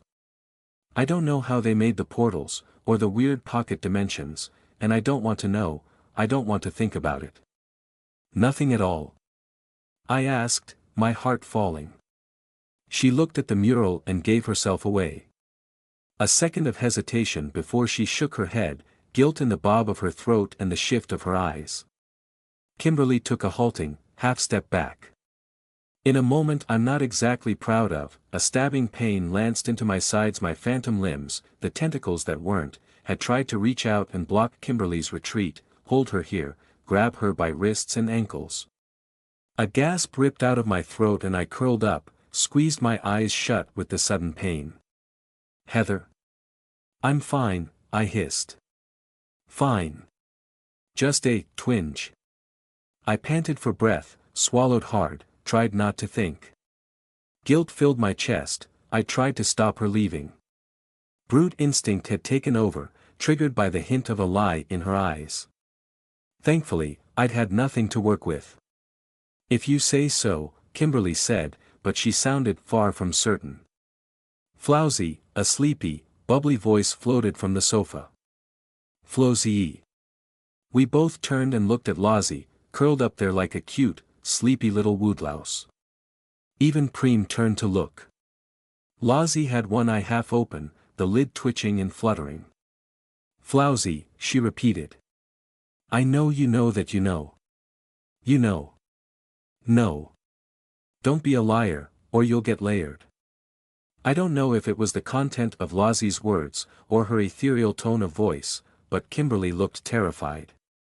As Lozzie's eyelid finally slid shut, Kimberly turned to me, stunned with nervous guilt. She stammered. I straightened up from my pained crouch. Why does she call you Flowsy? Kimberly all but rolled her eyes, a shudder of relief passing through her. I felt like a snake in the grass, biding my time. I don't know, it's just a pet name. She had funny names for all the people at the castle. Worse ones for those she disliked. So she didn't dislike you? I asked, and sprung my trap. She trusted you, a little bit? Kimberly's face froze. She nodded slowly, then swallowed. Because, well, I carried on. What she said I do know some, Kimberly snapped. Her hands shook. Just bits and pieces I picked up, things I overheard. Once I read a book I wasn't supposed to, notes partly by one mage, and partly by Alexander. I can't make those pocket spaces myself, you have to be well, not human, really, to do that. You have to speak to the thing in the pit, under the castle. I can't do that, please don't ask me to do that, Heather, please dash. I won't. It's okay, Kim, I'm sorry, I thought you were holding back on me. I was. She sniffed and swallowed. But can you reroute the gateway? Kimberly stared at the mandala for a moment, then let out a shuddering sigh, and shrugged. Maybe. It would take time, and I don't have the notes. I didn't want to tell Evelyn I knew any of this, she'll hate me more than she already does. You'll suspect me. I never did anything I haven't already told you all about, I swear dash. I believe you. And Evie doesn't hate you. We'll explain to her together. Please, Kim, I need to help Lozzie. I need to take her back to the castle, if only for a few minutes. It might make her well again. Kimberly swallowed. She closed her eyes and nodded. All right. I'll try. Will it be easier if we get Evelyn to help too? Yes, such a small voice. I suppose this is better than you bringing Sarika here. Indeed. I sighed too. Kim, I can get you anything you need, if you want to start now. Now. The sooner the better. She sighed, shoulders slumping. Not as if I'll be able to sleep now, anyway. You want some coffee? Tea? I'll get you some food. Kimberly shook her head. No way I'm doing this without getting stoned first. I need a smoke. Dawn took us unawares. Heather. Rain's voice drifted down from the upstairs hallway, sleepy and heavy, muffled by the labyrinthine acoustics of the house. I snorted awake, blinked out of my doze on the sofa, confused for a second, and found the drawing room aglow as faint sunrise peeked through the curtains and the kitchen windows. Heather. Rain called again. Oh, I croaked, mouth dry, and pulled my arm out from underneath Lozzie, filled with pins and needles. She made a sleepy sound and cuddled closer against my side. Shouldn't you say something? Kimberly asked, frozen in mid-motion in front of her work spread out across the table, her eyes bloodshot and ringed with dark circles. The upstairs floorboards creaked under Rain's tread. Yes, I hissed, heart in my throat and awkward guilt where my heart should be. Yes, I should have gone back to bed. TCH. Rain's feet hurried down the stairs, searching for the presence that should have been in bed next to her or at least in the bathroom, or answered her by now. I struggled free from the blanket nest I'd been sharing with Lozzie, pulled my hips from her insistent grasp, and almost fell over onto my face as the bruises in my side seized up. I lashed out for a grip with tentacles that I didn't have, winced and hissed through my teeth, but managed to stay vertical. Just. Heather. Heather, where are you? Rain hurried through the front room, her voice tight with focus. In here. I choked. I'm fine. I hopped up onto one foot, forcing myself to look calm and presentable. Kimberly had gone wide-eyed, ready to bolt, as if Rain might blame her for my absence. Rain appeared in the doorway seconds later. She stopped as soon as she laid eyes on me. Heather. She let out a big sigh. There you are. Hey, hi. Morning. I'm sorry I wasn't in bed, I should have woken up you or something. An uncharacteristic flicker of hesitation crossed Rain's face, then she grinned and leaned against the door frame, at casual ease once more. You being up before me is a minor miracle, she said. Where's my morning cuddlebug? Still dressed in the black tank top and shorts she'd worn to bed, flushed and warm from sleep and search, Rain radiated limitless confidence and easy physicality, especially when compared to my own numb-footed groggy stumbling. Weak sunlight glow slowly filled the kitchen behind her, like static fuzz laid across the textures of the world. In the liminal space between night and day, the house held its breath. Rain was a vision from a fantasy on the edge of sleep, half-dressed and hot to the touch, an invitation to stop thinking and come back to bed. Almost enough to smooth over her moment of incongruous hesitation. "I'm really sorry you had to come look for me," I blurted out. Hey, Heather, it's fine. Last place I expected to find you, tucked away down here, that's all." Rain's jaw stretched in a huge yawn. She blinked her eyes to clear sleep-clogged vision. "Morning to you too, Kim." "And same, Preem, looking sharp." She sketched a little salute at the doll demon. Kimberly nodded a jerky hello from her chair, too uncomfortable to turn back to her notes. She sensed it too, Rain was on alert. "Good morning," Preem intoned. "I couldn't sleep," I said. I took a step toward Rain, instinct calling me for a morning hug, but my heart told me something was wrong. Neither could Kim. "We decided to work on something, Rain, you're not okay with this. I can see that you're not okay with this." Rain opened her mouth with a grin, and I knew what was coming, a clever bit of affectionate misdirection. But then she sighed. Her smile turned self-deprecating. "You know me too well," she said. "Just, couldn't find you for a good couple of minutes. Spooked me out casse yesterday, that's all." I tripped my way along the last few paces toward Rain, and fell against her. She pulled me into a hug and kissed the top of my head. Kimberly finally took the opening and turned away, focused on her notes and diagrams. "I'm not going anywhere. I promise," I murmured into Rain's shoulder. "Yeah." After a minute of warm, post-sleep hug, Rain pulled back and cast a curious eye over the room, over Kimberly with her magical diagrams and slack, stoned expression, over Lozzie drowsing on the sofa, over Preem standing ramrod straight as if supervising us. "I would ask if you want to come back to bed," Rain said slowly, as if experimenting with the idea. "But you lot seem busy. Like, interesting busy." "We're doing a project," I said, then blushed. "I mean, Kimberly's doing the project. It was my idea, but I'm only helping." Truth be told, for the last 2 hours I hadn't even been doing that. I was a bit of spare wheel until Evelyn woke up. At first, in the wee hours of the morning, I'd provided moral support. Kimberly had begun by drawing up diagrams of the mural, tried to identify the pieces of it she understood, to pinpoint the part of the design which defined the output location of the gateway. I'd supplied her with regular infusions of coffee and a useful ear off which to bounce concepts I didn't understand. I'd nodded along as she'd explained, stone and slow and thinking hard, muttering disconnected bits of Latin, testing how angles of magic circle might look when drawn on papers that now covered fully half of the tabletop in a mass of rejections and possibilities.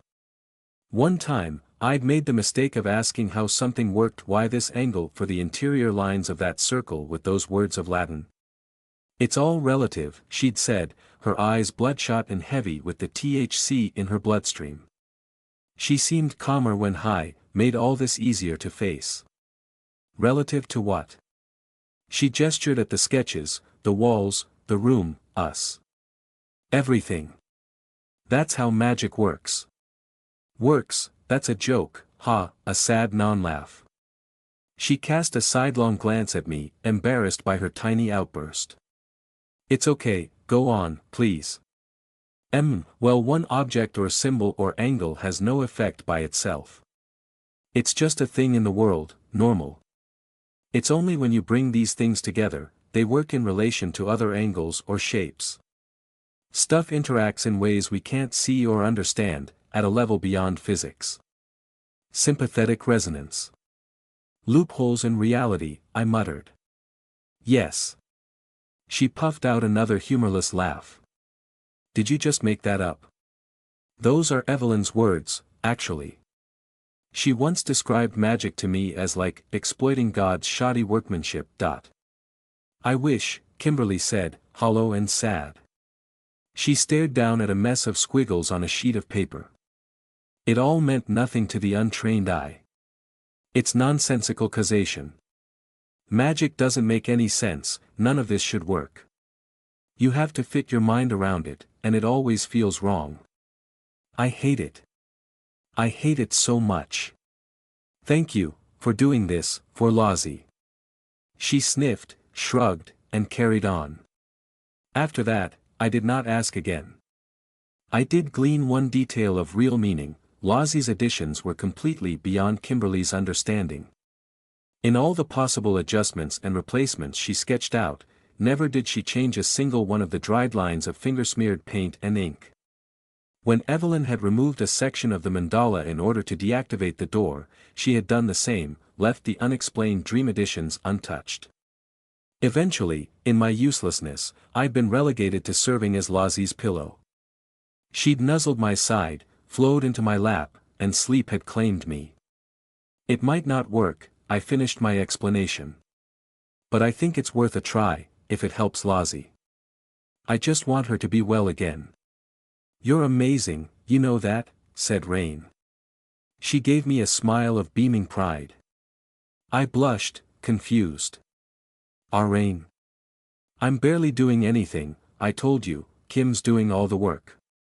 Don't heap praise on me. Look, please don't, Kimberly stammered out, even more embarrassed than I was. I am only doing what I can. It's cool, Kim. Rain gave her a serious, curt nod.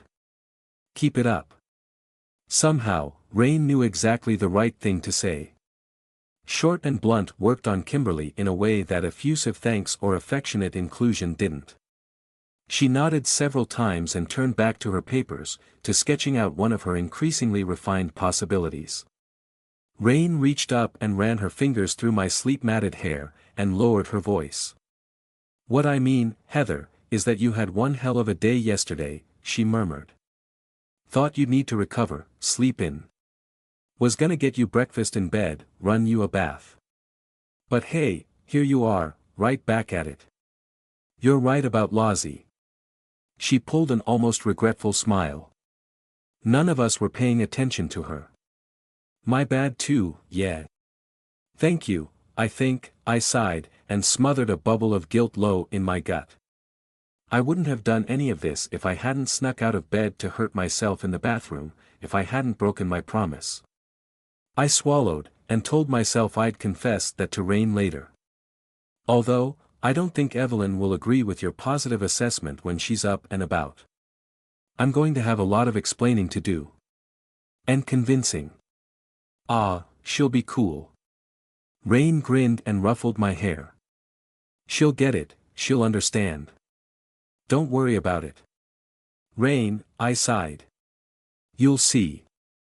Rain's confidence was soon put to the test. The sun spent an hour struggling up into a layer of thick gray cloud, orange sunrise glow quickly smothered by another overcast day of heavy leaden skies and sputtering rain. We'd taken a disorganized break. Rain had whipped up breakfast, scrambled eggs on toast all round with more to come for Evelyn when she woke up. Rain was busy crunching her way through an apple, lounging on the sofa with Lozzie and myself, when Evelyn finally stirred. Heavy footsteps stomped about upstairs. Floorboards creaked. We all looked up. Kimberly went white in the face. I should go wait in the kitchen. Maybe, I said. My own lingering exhaustion was not a good state in which to face a potentially irate Evelyn. I stood up, out of Lozzie's grip again, and brushed a few stray crumbs from my lap. We should brainstorm what to say. Oh, why didn't I think of this already? It'll be fine, Rain said.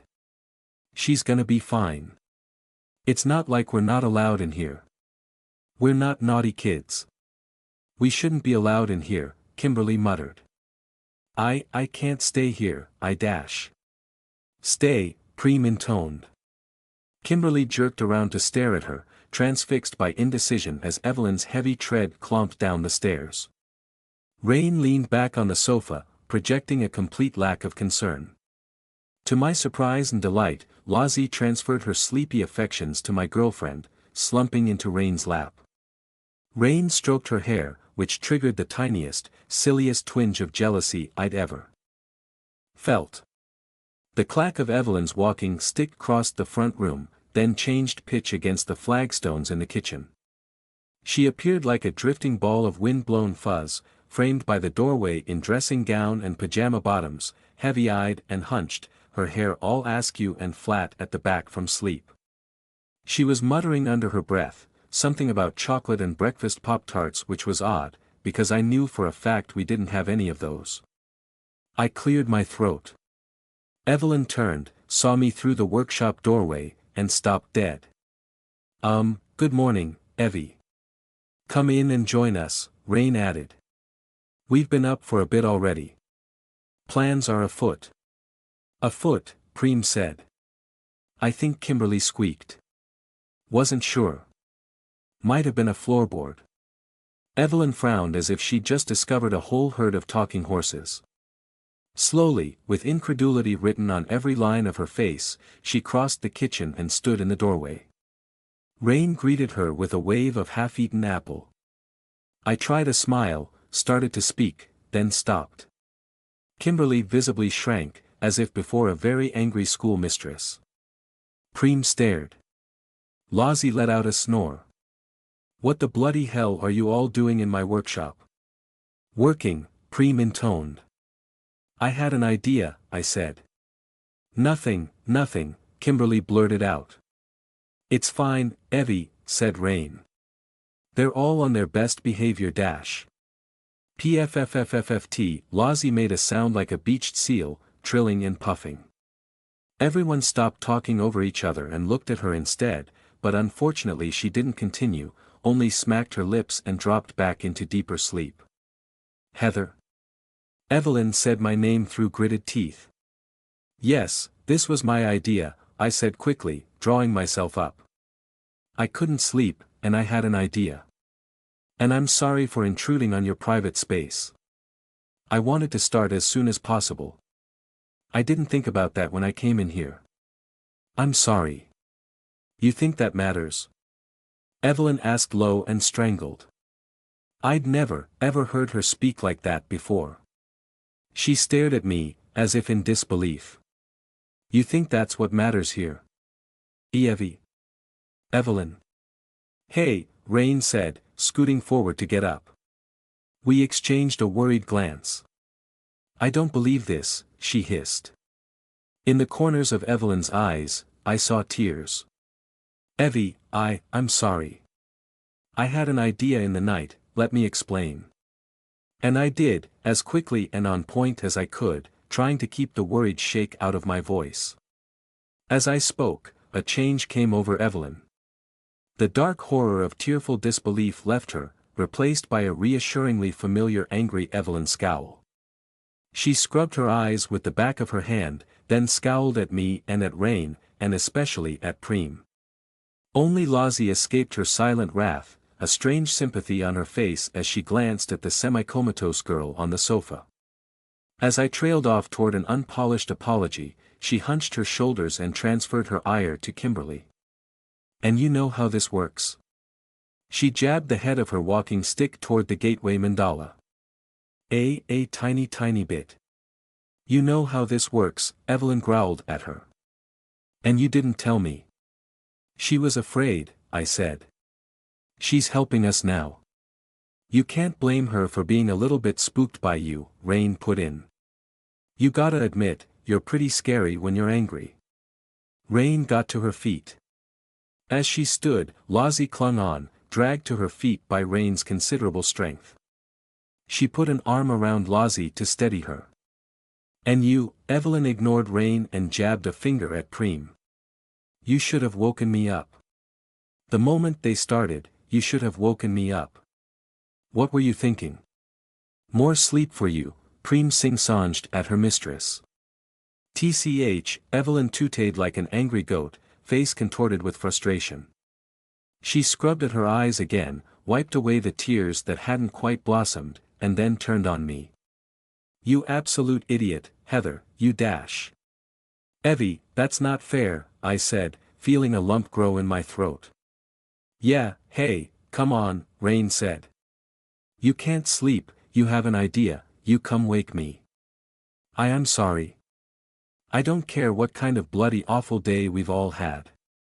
I don't care if I'm unconscious and have a demon in my head. You need help with magic, you come to me. God damn it, just ask me. She turned to Kimberly, who flinched like a startled sheep. And you, stop being so bloody afraid of everything. We're both. Evelyn ran out of steam suddenly, huffed, and composed herself with some difficulty. She stomped right past us and over to the table to examine Kimberly's work, leafing through the loose papers and half-completed magic circles, tossing several aside with unimpressed grunts, glancing up to compare others to the mural on the wall. This is wrong, this one is awful, try this one again. She shoved a particular sheet to the other side. I don't know what the hell you think this one will achieve, it may as well send you to the bloody moon for all I know. Sorry, Kimberly squeaked. Evelyn looked at her and she flinched again, shrinking into herself, eyes bloodshot and scared. Evelyn huffed and rolled her eyes. Oh, for pity's sake. We're both mages, even if you are far less experienced. Do you know how often I've actually been able to share any kind of practice with another mage? Take a guess. Wild guess. Go on. Kimberly managed a squeak, wide-eyed and bewildered. 0. None. And now we're both right here. We may as well work on it together. Sit down. She jerked a nod at a chair. Kimberly hopped into it without question. Evelyn looked around at us again, at my surprise and Rain's barely concealed laughter and Preem's puff-faced observation. Well? Evelyn demanded. What are you waiting for? I smell eggs, and I haven't had breakfast. Both of you are surplus to this task, go put some tea on. Hop to it. Evie, I just want to say sorry again. Just between me and you, where it matters. You're right, I should have waited, or woken you up. But I'm also really glad you think this is a good idea. Evelyn studied me for a long moment, sighed, then glanced back into the magical workshop. Back in there, Kimberly had her head down, puzzling over the final piece. Evelyn lifted a mug to her lips and took a careful sip of the piping hot tea. I don't. You don't? She studied me again, sighed and shrugged, her shoulders slumped. Evelyn and I stood together in the kitchen, hours and hours after she'd first rattled down the stairs and had a good shout at everyone. Dark clouds glowered down at us through the kitchen windows and a cold wind blew through the trees in the distance. Evelyn had since replaced her pajamas and dressing gown with a long skirt and comfortable warm sweater, while I'd had a shower and gotten dressed, but all of us felt a touch chilly today, even me wrapped in my pink hoodie in 2 layers of t-shirt. Kimberly had taken a long nap in the late morning, but Rain and I both had class today, so we'd gone out. At first I'd toyed with the idea of skipping entirely, but getting out of the house had been good for me. A touch of normality injected into the whirlwind of implausible events that was my life. Sitting in a lecture hall for an hour and then waiting for Rain in the library had made me feel almost normal, though I'd had to dose up on painkillers first, and even then still endured a twitching in my sides, in my abused muscles, whenever I spotted an interesting library book I wanted to reach for. We'd returned home after lunchtime to find Evelyn still hard at work, with Lozzie curled up on the sofa next to her. To our surprise, Evelyn and Kimberly had been thick as thieves, heads almost together as they pored over the details. The topic of their discussion was far beyond my understanding the correct angles, the right esoteric words, which parts of the mural to attempt replacing. Kimberly still sounded mousy and hesitant, but at least Evelyn didn't snap at her. It's necessary, Evelyn said to me with a resigned smile. Not all necessary things are good ideas. Ah. Necessary. Okay. I nodded. Evelyn held my gaze for a lingering moment, then looked away. I struggled for the right words, any words. A odd barrier still lay between us. Evie, I tried. When you came downstairs this morning, and you saw us, you dash. I blew up. I'm sorry. I blinked in surprise. She cleared her throat, put her tea down, picked it up again, and couldn't meet my eyes. Well, that's a rather transparent lie, I said. Evelyn frowned at me, then sighed. How could you tell? A straightforward apology, without preamble, from you? Of course I could tell. Ah. Right. Then what was that about? You looked like you were going to cry. Evie, I don't want to make you cry. You're my closest friend. Don't flatter me. Rain is your closest friend. Rain's my lover. That's different. At least, I'm pretty sure it is. What about Lozzie? She grunted. What about her? My turn to sigh. Evie, this is about you. I'm sorry. Your tentacles. Thought you'd enlisted Kimberly, with Rain's encouragement, to mutilate yourself with inexpert knowledge. She sighed, shrugged, and covered by sipping her tea. Oh.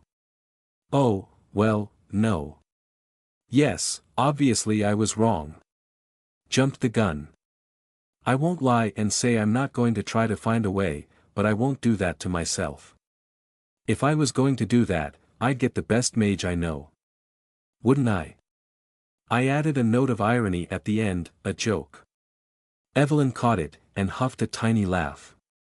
One would hope. Look, I jumped to a conclusion. I'm sorry, about that part. All right. Apology accepted.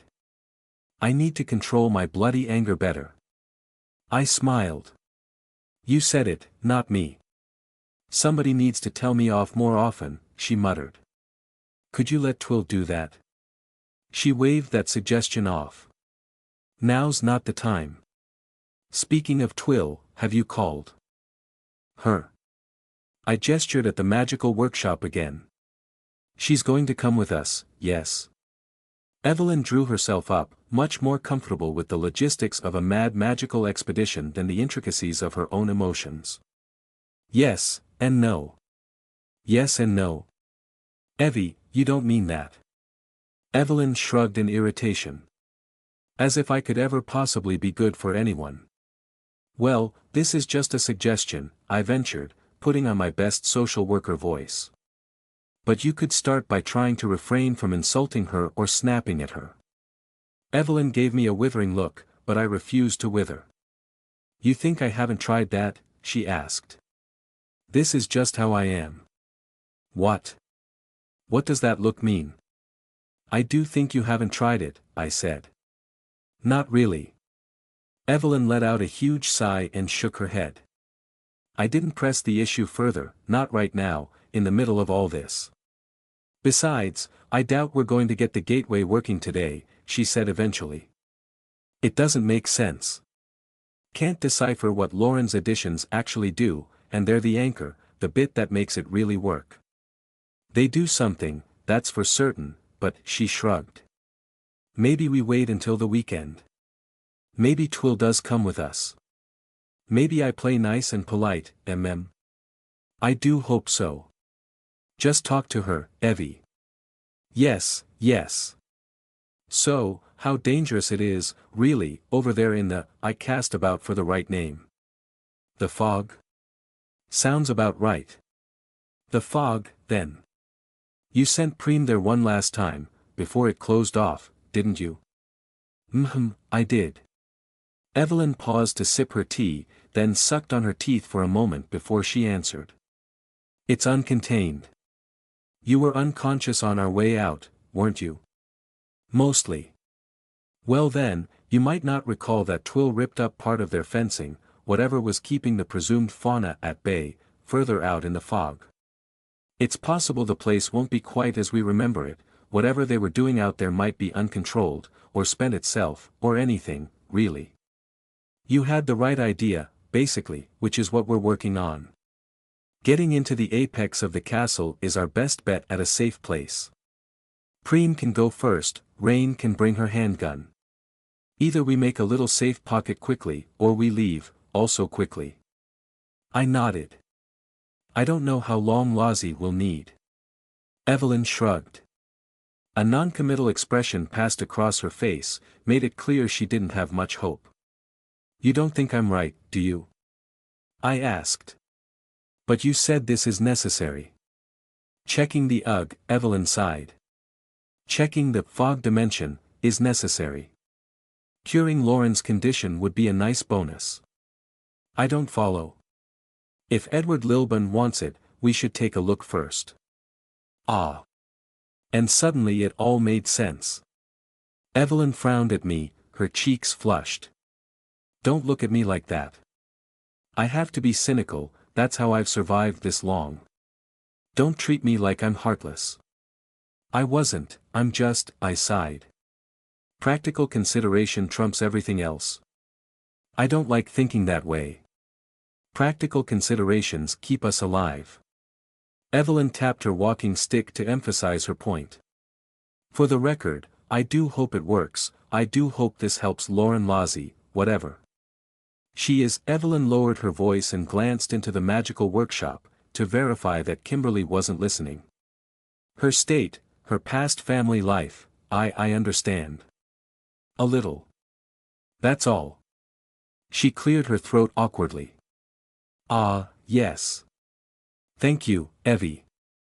I'm sure she'll appreciate that. Evelyn grunted and waved me off. You know, I think we should push it further, Rain's voice interrupted. She sauntered through the kitchen doorway and leaned on a chair, then reached over to ruffle my hair. Were you eavesdropping out there? Evelyn grumbled. Never. Rain grinned. Only the last bit. We should push it further. Which means? We should take the place. Take the place? I echoed. You mean the castle? Yeah. Why not? Rain rolled her shoulders in an eloquent shrug, let her expression do the talking. Evelyn frowned harder in deepening thought. Oh no, I said. You two aren't serious. This is about Lozzie, for pity's sake. It is, Evelyn murmured. Yes, it is about Lozzie. But if Edward wants this so bad, we should probably keep it out of his hands. If we can't find him and can't counter him, perhaps we can deny him what he wants. Which means Lozzie, and the fog, both. Now you're thinking like a general. Rain winked at her, and got an Evelyn glower in return. Speak of the devil and she shall appear with a rustle of dragging sheets and a patter of bare feet. A groggy-faced Lozzie stumbled out of the magical workshop and into the kitchen, where she stopped and stood still, swaying gently like a sapling in the breeze, her hair all a-waft about her, willow fronds of blonde. Rote, she mumbled. What? What's she saying?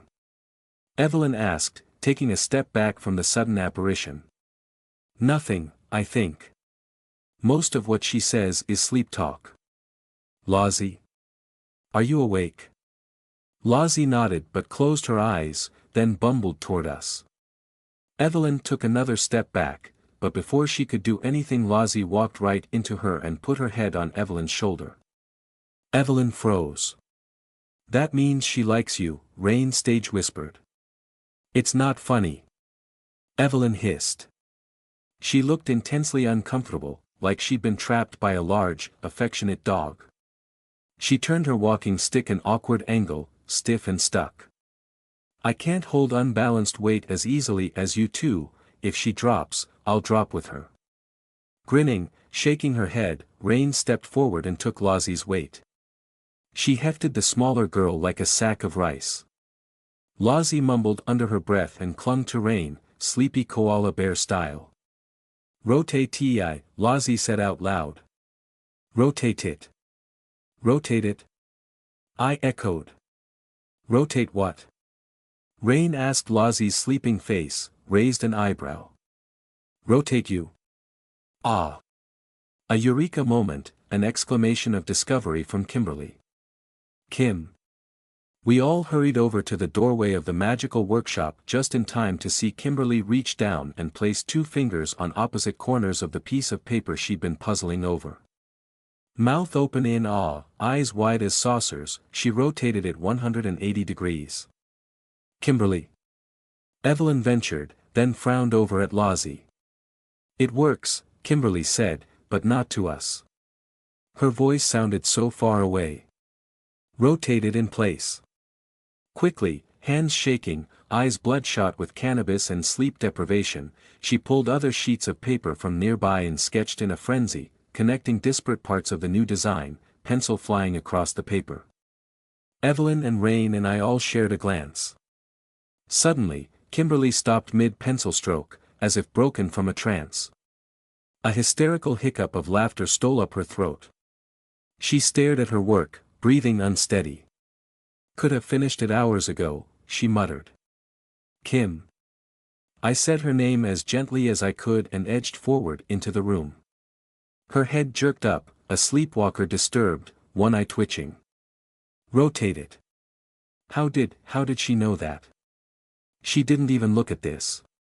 Kimberly's voice rose to a shout, then she seemed to catch herself, and let out a long, shuddering breath.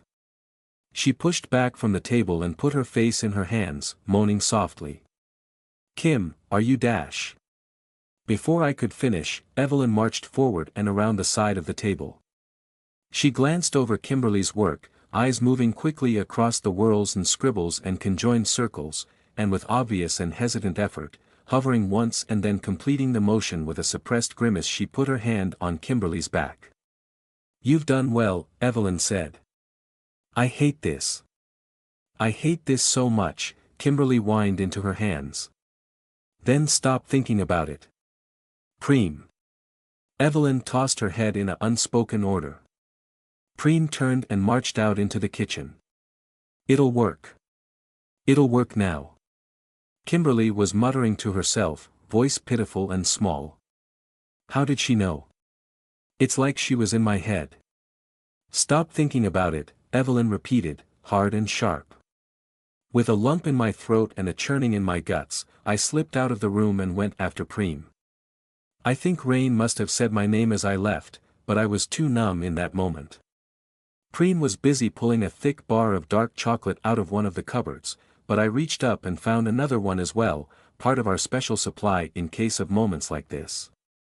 Preem turned to look at me, and my sudden crippling guilt projected justified accusation onto her blank expression. "Just Preem, just let me take it to her. Please." I'd convinced Kimberly to immerse herself in magic, to help Lozzie, for me, but Kimberly wanted out. I knew that. I'd argued for it in the past. And still I'd convinced her to do this thing which was crushing her already fragile mental health. Why? I searched myself but found no answer. Had I ignored that knowledge because of how much I cared about Lozzie? Or was it abyssal coldness, uncaring calculation? I couldn't tell. I couldn't tell which me had made that decision. I couldn't even find the distinction between the ape and the abyss anymore. "Heather." "Woo."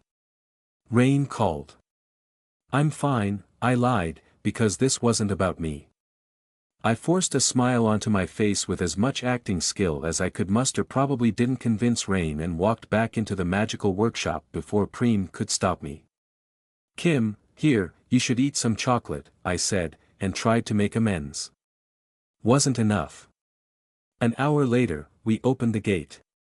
We carried out our little experiment with all due precaution, as if about to breach some ancient sarcophagus with no notion of what awful survival may emerge. Preem did the honors, filled in the final sections of mandala under Evelyn's instruction, as we prepared. Rain, dressed in jacket and boots, fetched her handgun in her knife, held the pistol in both hands, ready to raise and point it at the doorway. Evelyn found her coat and her strange, carved thigh bone. Between us, we got Lozzie into outdoor clothes, draped a spare coat over her shoulders and helped wiggle her feet into her shoes. Kimberly had long since retreated, first to the kitchen to put her head on the table, then to the utility room to roll herself another joint and blow the smoke out of the back door. "Are you sure you don't want to watch?" I'd asked. "It's the fruit of your work, after all." Kimberly had shaken her head, twitchy and jumpy. "No. No, thank you. I'm done. I want to sleep." "I'm sorry," I tried to call after her as she shuffled away, but my words emerged as a whisper, because I wasn't entirely certain if they were genuine.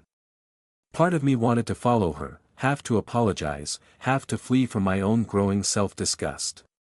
Instead I took more painkillers, washed them down with water, and tried to quell the unease roiling in my belly. My body was mounting a rebellion. It did not care why we're going to the castle, nor about helping Lozzie. My nervous system remembered only terror, murder, and the unnatural disgust of the place to which we were about to return. Earlier, in the abstract, I'd felt okay about it, but now abyssal memory demanded armor plates and toxic flesh and protective spines. My flanks quivered and ached with phantom limbs, my skin crawled with biology I did not possess. I had to grip the kitchen countertop and squeeze my eyes shut, fight the pain down until the pills did their job. Evelyn and Kimberly were absolutely certain the gateway would open into the fog-choked dimension behind Sherrowford, and 90% sure it would open into the castle somewhere. Aiming at a particular point was apparently much more difficult. According to Kimberly's limited comprehension filtered through my uneducated interpretation of her words, the cult had used simultaneous rituals here and in the fog as a sort of anchor between 2 points, allowing them to open several precise gateways. We didn't have that luxury. We had guesswork and an emergency firearm. How the cult had gotten over there in the first place, Kimberly had no idea. Another question for Lozzie. I filed it away for now. We all stood ready as Preem drew the final set of lines on the wall with a washable green marker. Evelyn leaned heavily on her walking stick with one hand, brow furrowed as she studied the doorway for the first flicker of motion. Rain watched too, alert and ready. I fetched Lozzie from the sofa, pulled her up without difficulty, featherlight weighed on my arm. Her sheet of wispy blonde hair hung down in a messy wave in front of her face, so I swept it over her shoulder, loose hairs clinging to my hand like bits of cobweb. Out, she mumbled. Yes, hopefully, I whispered back. Either it's safe, quickly, or we leave, quickly, Evelyn said to nobody in particular. We are not getting stuck there again. This is not an expedition. Agreed, I said. Sure thing, boss, Rain added. All done, Preem intoned. Neat and precise, she stepped back 3 paces, capped the marker pen, and placed it on the table.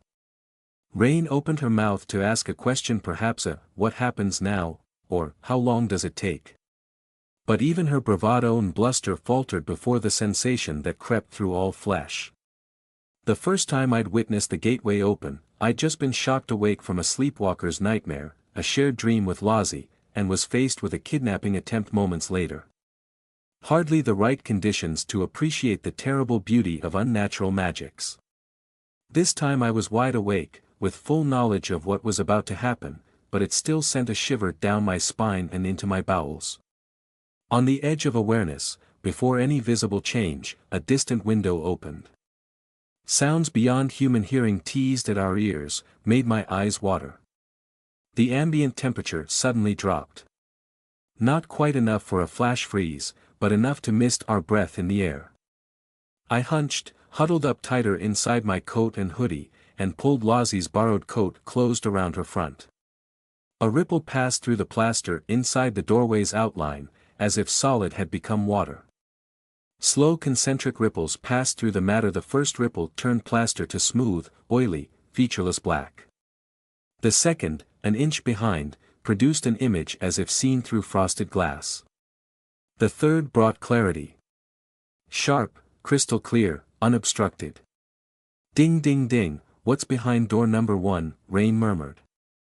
She stared into the gateway, pistol held low, every muscle taut and tense, coiled like a spring. The view through the open door showed several feet of clear ground and terminated in a view of a blank stretch of wall, dead gray, rough and osseous, shot through with black veins and an ethereal memory of jade green. A curl of fog edged through the gateway and into the magical workshop. My skin crawled and I broke out in cold sweat, automatic response. I clutched Lozzie closer. Heather, Evelyn hissed. She nodded behind me, at the corner of the ceiling. Oh, right, yes. I turned to check on the spider servitor. Thankfully it had reacted as expected, as required. The dog-sized spider stared right at the doorway, its massive crystalline eyes fixed together on a single point, stingers rigid and poised. A faint heat haze poured from the biomechanical vent stacks on its abdomen, as it spun up Pneuma-Somatic engines, readied itself for rapid motion. Yes. I nodded. Yes, he's on guard, he doesn't like it. Good, Evelyn grunted. Don't want any of this crap getting into my house. It's cool. Be cool, Rain said, forcing calm into her voice. Worked quite handily on me. I let out a long breath. Be cool, Heather. I won't let anything happen. In and out, right? Yes, yes, Evelyn grumbled. She jerked her chin toward the open doorway. Preem. The most durable of everyone present, Preem went through first. A lifetime of movies and television and silly special effects still had me trained to expect a crackle or a pop as she crossed the threshold, but the doll demon stepped through as easily as if into an adjacent room. She paused just over the threshold, looked quickly left and right, then took another 3 paces and turned around to face us. Creepers of fog wound around her legs and long skirt. Nobody home, she intoned. Rain went next. I didn't like that, but I couldn't help but appreciate the way she moved, a flowing of muscle and tendon, the quick snap of her head and eyes as she double-checked Preem's assessment. The way she carried herself made me feel a little safer. Evelyn stomped into the castle as if she owned it. Perhaps she intended to. Clutching walking stick in one fist and carved thigh bone in the other, she marched up next to Preem, looked about, then frowned at something off to the left. Lozzie and I went last. Rain offered me a hand of support to step over the threshold. I took it, my palms clammy and my heart unsteady, and stepped into that soft, clinging fog light. And like that, we were back in Alexander Lilburn's castle. Heather, you holding up all right? Rain asked quietly. Just about. I tried to smile. Couldn't quite. We'd emerged into a short, wide section of corridor, cut-grown. I tried not to think about it from that dead gray jade substance, the desiccated outer shell of the thing which lay in the chasm far beneath our feet. The cult had strung light bulbs along the ceiling here, on bolts driven into the material, but they all sat dark. Whatever portable generator they had brought here was long cold by now. The light through the gateway cast a warm rectangle on the floor, but quickly faltered, soaked up by the fog which crept in through the long row of glassless windows off to the left. Of the copied section of Sherrowford below, we could see only imitation grey jade rooftops blanketed in fog. None of us doubted where we were, the apex of the castle. Perhaps close to the throne room where I'd killed Alexander. But none of us said it. All of us were too busy listening. Nice aim, Rain whispered eventually. Have to buy Kim some good weed. What is that sound? Evelyn hissed, eyes wide, knuckles white on her walking stick. Singing, Preem said, and even she whispered. We all knew exactly what that sound was. We'd heard it once before, amplified and directed at us like a weapon, but it was different this time. Deep and low, passing through the air and the walls and our very bodies in slow waves like undersea currents. A calling, a marine chorus, a cosmic whale song. When Alexander had directed the vast planet things down from the sky of the fog dimension, their voices had been battering rams of mental force. What we heard now was more like the wind, flowing through us.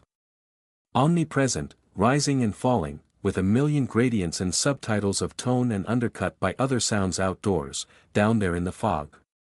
Chirps and chatters and skitters, wet popping and soft clicking and furtive rustling, mad musical piping as if from a dozen separate flutes. The gateway must be proof against sound, for surely we would have heard this back on the far side, back in the light and sanity of Sherrowford. Goosebumps rose on my arms, even wrapped up inside my hoodie. My own breathing seemed far too loud. I swore I could feel Lozzie's heartbeat against my arm. With the Sherrowford cult in residence, this place had been dead, silent, empty except for themselves. But now. Lozzie mumbled a word. Life, I echoed her out loud. It's life, I think. We'd expected a derelict. Even Evelyn had privately predicted an empty hulk. Despite her dire warnings and sensible precautions, the cult's unyoked creatures fled to the outer wild, the infernal apparatus gone cold, intrusion replaced by an eternity of silence and fog. Instead, the ruins of the Sherrowford cult's great experiment echoed to a million alien calls and scuttles from down in the copied streets. A cacophony of strange sounds floated through the empty windows, muffled by fog and distance and the castle walls. The ever-present orchestra of whale song and flutes washed over it all. Whatever otherworldly jungle of spirit the cult had slashed and burned, cleared and colonized, it had since flowed back in, regrown, reclaimed. Life finds a way, huh? Rain whispered. She stared at the row of empty windows. This is not the time for movie references, Evelyn hissed through her teeth. She'd turned pale, a little green around the gills, and I couldn't help but note how close she stood to Preem. Her throat bobbed with a nervous swallow. Actually, sod it, I would rather be in Jurassic Park than here. Rain experimented with a smile, but she couldn't make it stick.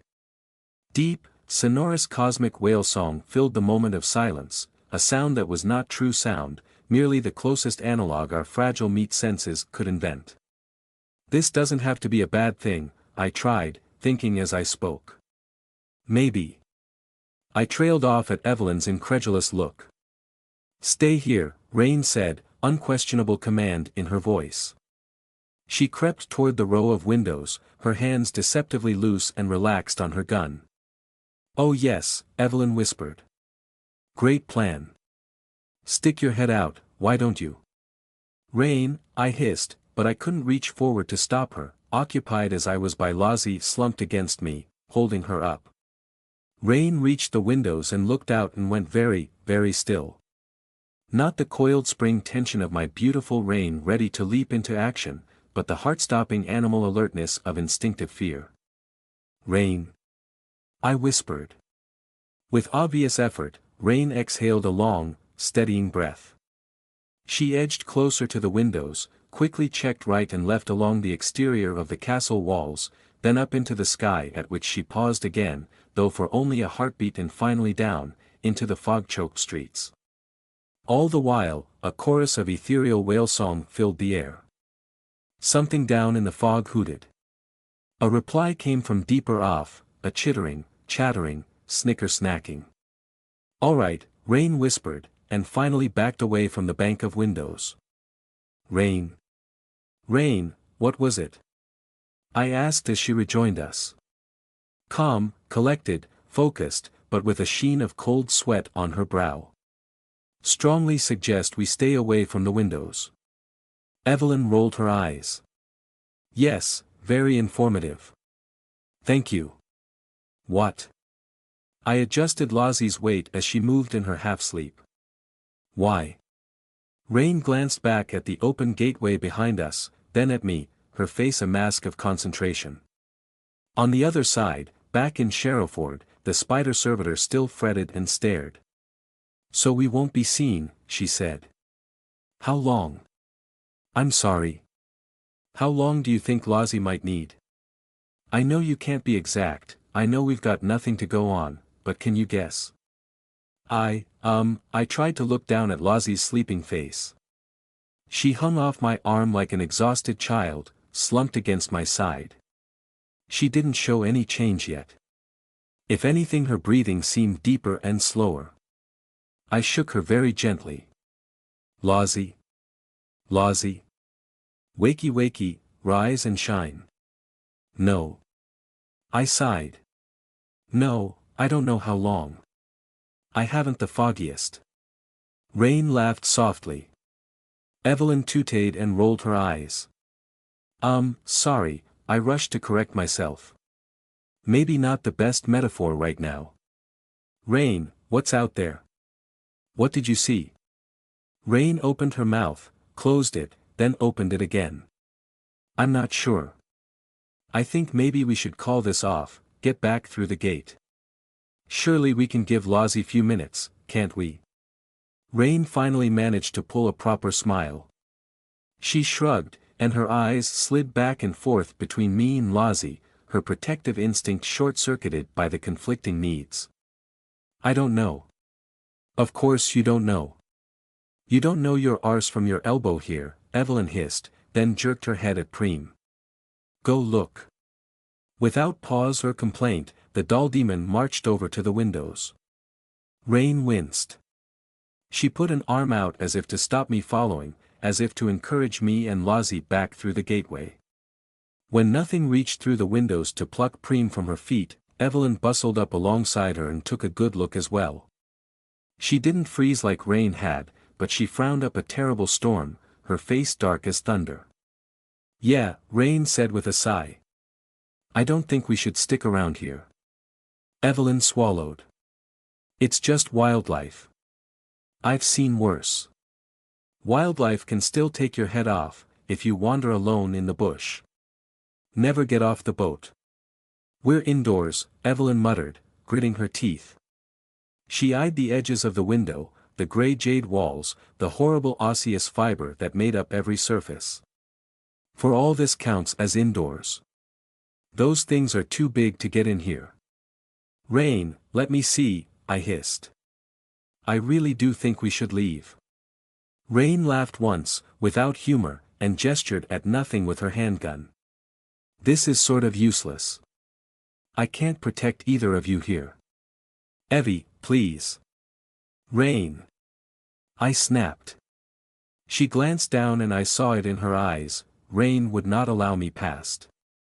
In fact, she'd pick me up and carry me home if she had to, and I had no say in the matter.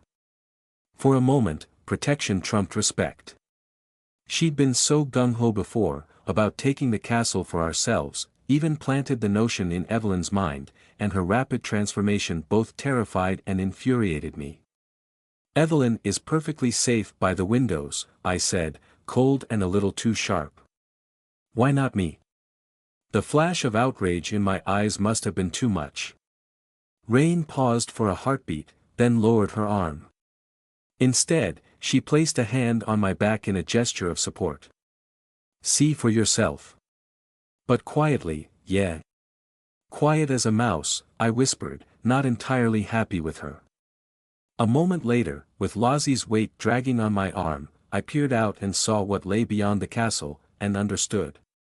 From back by the gateway only the very tops of the most distant of the grey jade structures had been visible, the rooftop outlines copied from a square mile of Sherrowford in some bizarre alien mimicry, blurred by fog and distance. Up close, one could see the way the castle's hill fell away toward the copied streets, the streets themselves choked with fog, the limitless fog stretching out into the distance forever. Above, the wide sky was a soupy grey sea. I'd expected a distant glimpse of the planet creatures, the vast sphere-like entities that Alexander had summoned from their rookery in the sky, the children of the crippled, trapped outsider far below our feet. When I'd first seen them during that encounter, I'd mistaken them for moons. Their cosmic song reached us now, and I expected to see them far out in the fog, lost in the shrouded deeps above. They'd landed. The sheer size of the things took my breath away. Heather, hey, breathe, Rain whispered. I'm not going to pretend it's fine, but if they could see us, I think they would have reacted by now. 3 of them had settled on the ground, 2 within the limits of the copied city itself and 1 further out in the fog beyond, a vague sphere in the mist. The closer ones had crushed the dead jade buildings under their incredible weight, cracked the ground itself, made shallow craters for themselves. Marbled in ochre and cerulean and violet, their outer shells slowly shifted through a spectrum of color, in bands and rings like the surface of Jupiter. Each one was easily larger than the castle, a sphere hundreds of feet across, with no visible features, except orifices for tentacles. Tentacles the width of train carriages, grey and pitted, armored in stony hide. A high-note counterpoint accompanied the cosmic whale song, like 100 frantic, atonal flute players. Perhaps it was the wind, whistling through tiny gaps in those giant tentacles. Each asteroid-sized being possessed somewhere between 8 and 12 tentacles, half of them waving in the air not with the listless vegetable motion of seaweed, but active, a complex dance that never seemed to replicate into a comprehensible pattern, displacing great slow waves of fog and half sunk deep into the ground. Anchors? Or were they digging? Digging for the core of their parent, far below. I felt, in that moment, a bizarre, unspeakable kinship. A physical empathy beyond words, beyond any human expression. The bruises in my flanks, my own tentacle anchor points, itched and throbbed as I recalled my own abyssal beauty. More things in heaven and earth, than are dreamt of in your philosophy, I murmured. Heather. Rain hissed my name. What's wrong with her? Evelyn asked. Nothing, I'm fine, I lied. Just coping. Swear I've heard you say that line before, Evelyn grumbled. Shakespeare. It's one I come back to again and again. Given me some comfort over the years, that's all. I nodded at the vast asteroid things out in the fog. They made me feel so very small. Seemed appropriate. Ha. Quite. More things in heaven and earth, Preem echoed, softly. Evie, Rain said. Professional assessment then, are they dangerous? Evelyn shot her a look that spoke volumes. I mean, actively dangerous, Rain corrected herself. I've seen worse, outside, I managed with a shrug. I mean, they're just sitting there, being all plant-like. If they were actively hunting us, I think we would know. I think. Alexander isn't here to control them anymore. Perhaps they don't care. Too big to give a toss, right? Evelyn grunted. The planet creatures were far from the only life which had recolonized the foggy dimension, but all the rest paled in comparison. In the sky, the huge jellyfish and sky whales scud and floated. Gathered in shoals and clusters up there in the fog, trailing long ropes of tentacle, opening wide jaws to filter feed on whatever sustenance they drew from the fog itself. On the ground below, in the copied streets and across the roofs of the imitation Sherrowford buildings, all manner of strange life flopped and flapped, slid and slithered, with all the chaotic variety of Pneuma-Somatic life back in actual reality. Striding vegetable things made of green sticks, coral structures that appeared to breathe, barnacles of brilliant gleaming metal, bubbling mollusks and scuttling crustaceans. Was it not like this when Preem came here before?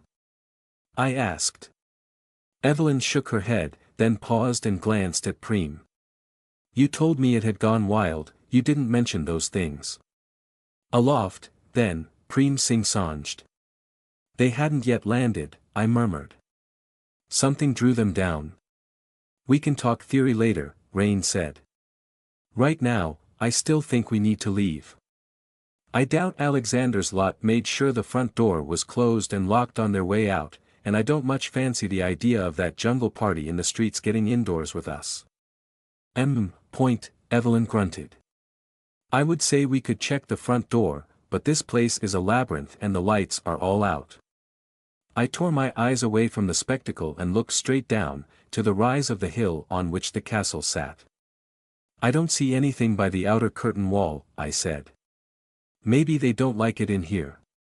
We can bloody well hope, said Evelyn. Still, let's step back toward the gate, yeah. Rain said, very carefully keeping her voice measured and calm, but I heard right through it. She was pulled wire-tight. If we're not secure, we should leave. Give Lozzie 5 minutes, see if she improves, and then dash. A shadow passed over the windows.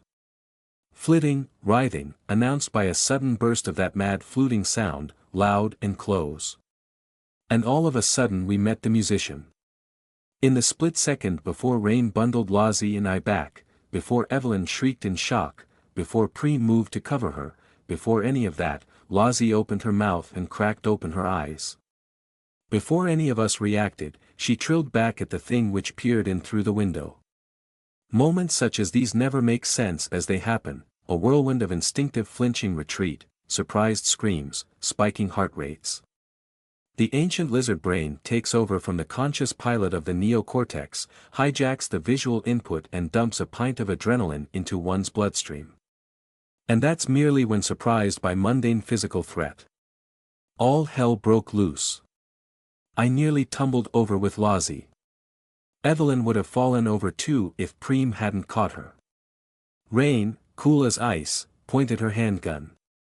Only once the moment had passed did my brain process the sight, a cross between a cactus, a cone, and a flying squid. It was very green, maybe 8 or 9 feet tall, with a long head and a tapering cone-like body made of distinct curved staves of tough, leathery plant material. The body ended in a skirt of long tentacles.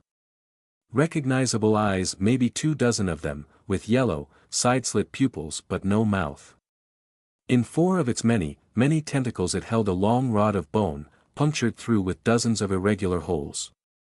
One end of the rod was plugged into its flesh like the junction of a horn. With other tentacles it gripped the edges of the window, peering in at us. My body reacted in the worst way possible. With pain. Self-defense, before I could even think.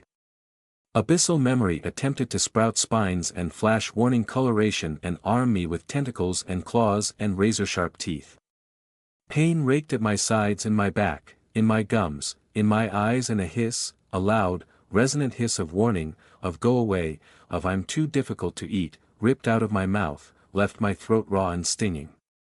At that, or perhaps our screaming, or Rain's shout, the flutist's eyes went wide. Its tentacles raced across the bone rod, produced a frantic burst of piping, a screeching crescendo of discordant music. And as suddenly as it had appeared, it let go of the window and scudded away on jets of air squirted from the ends of thicker tentacles. Jerking, bobbing, it turned and regarded us once more, then quickly jetted off back toward one of the planet creatures. For a long moment, nobody said a word. Heather. Rain turned to me.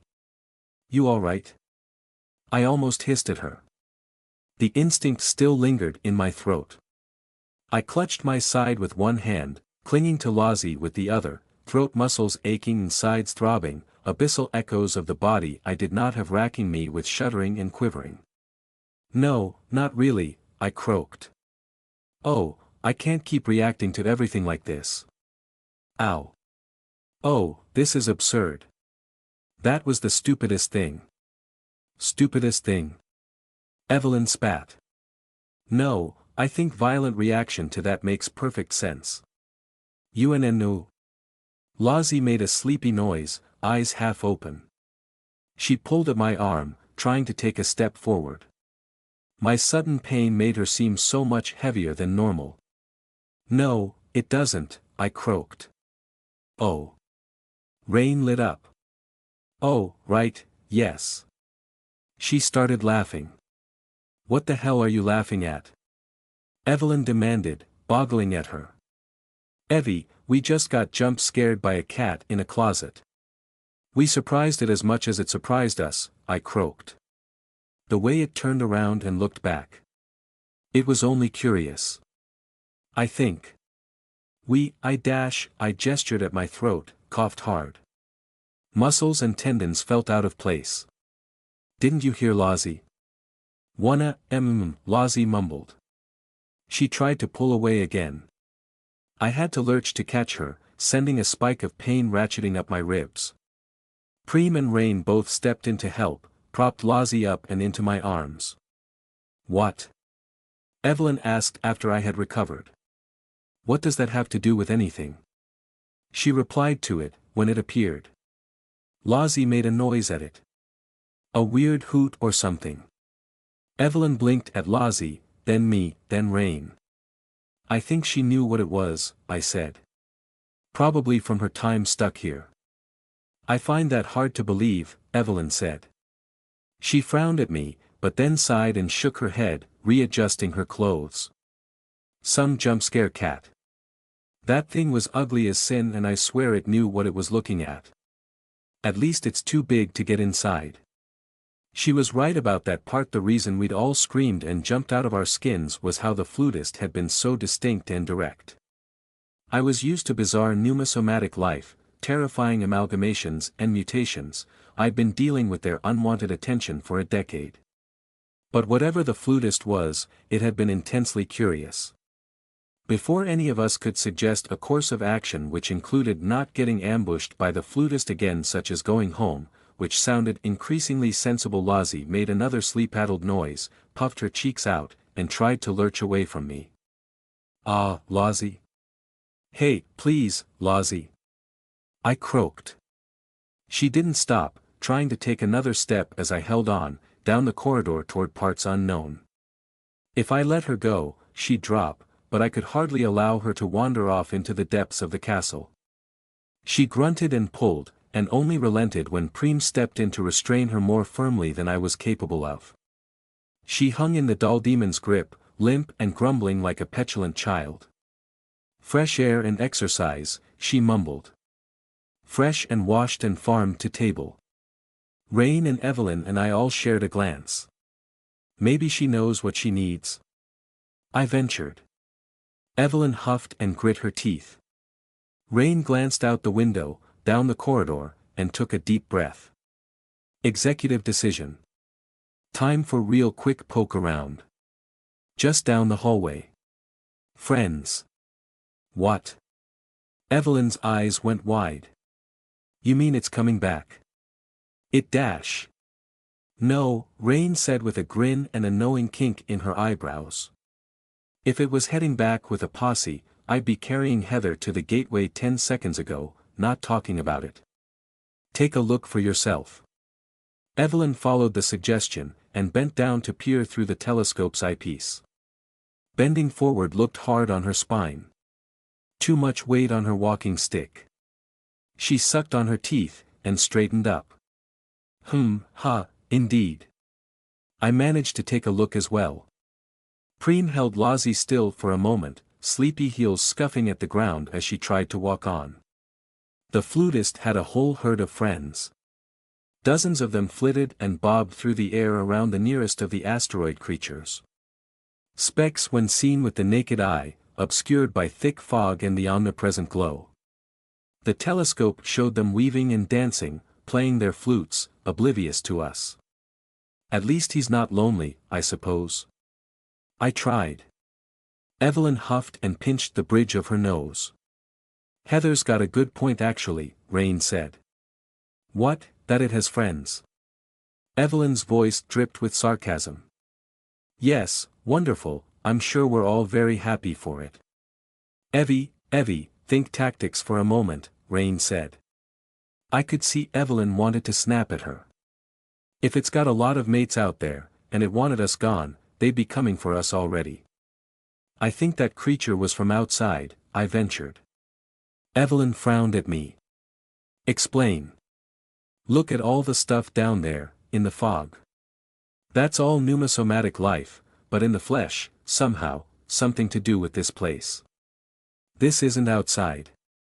But those things," I nodded at the huge color-shifting sphere in the middle distance. "They're the young, the children, spawn, whatever, of the thing below the castle, and that is an outsider.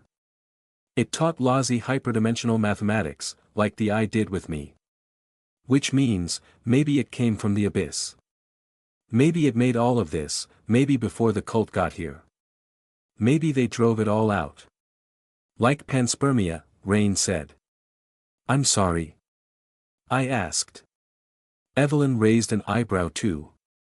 "The theory that life came to Earth on a comet.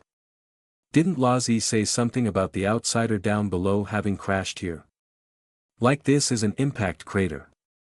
This subdimension is an impact crater in reality itself," Evelyn muttered. "Behind Sherrowford. Good metaphor.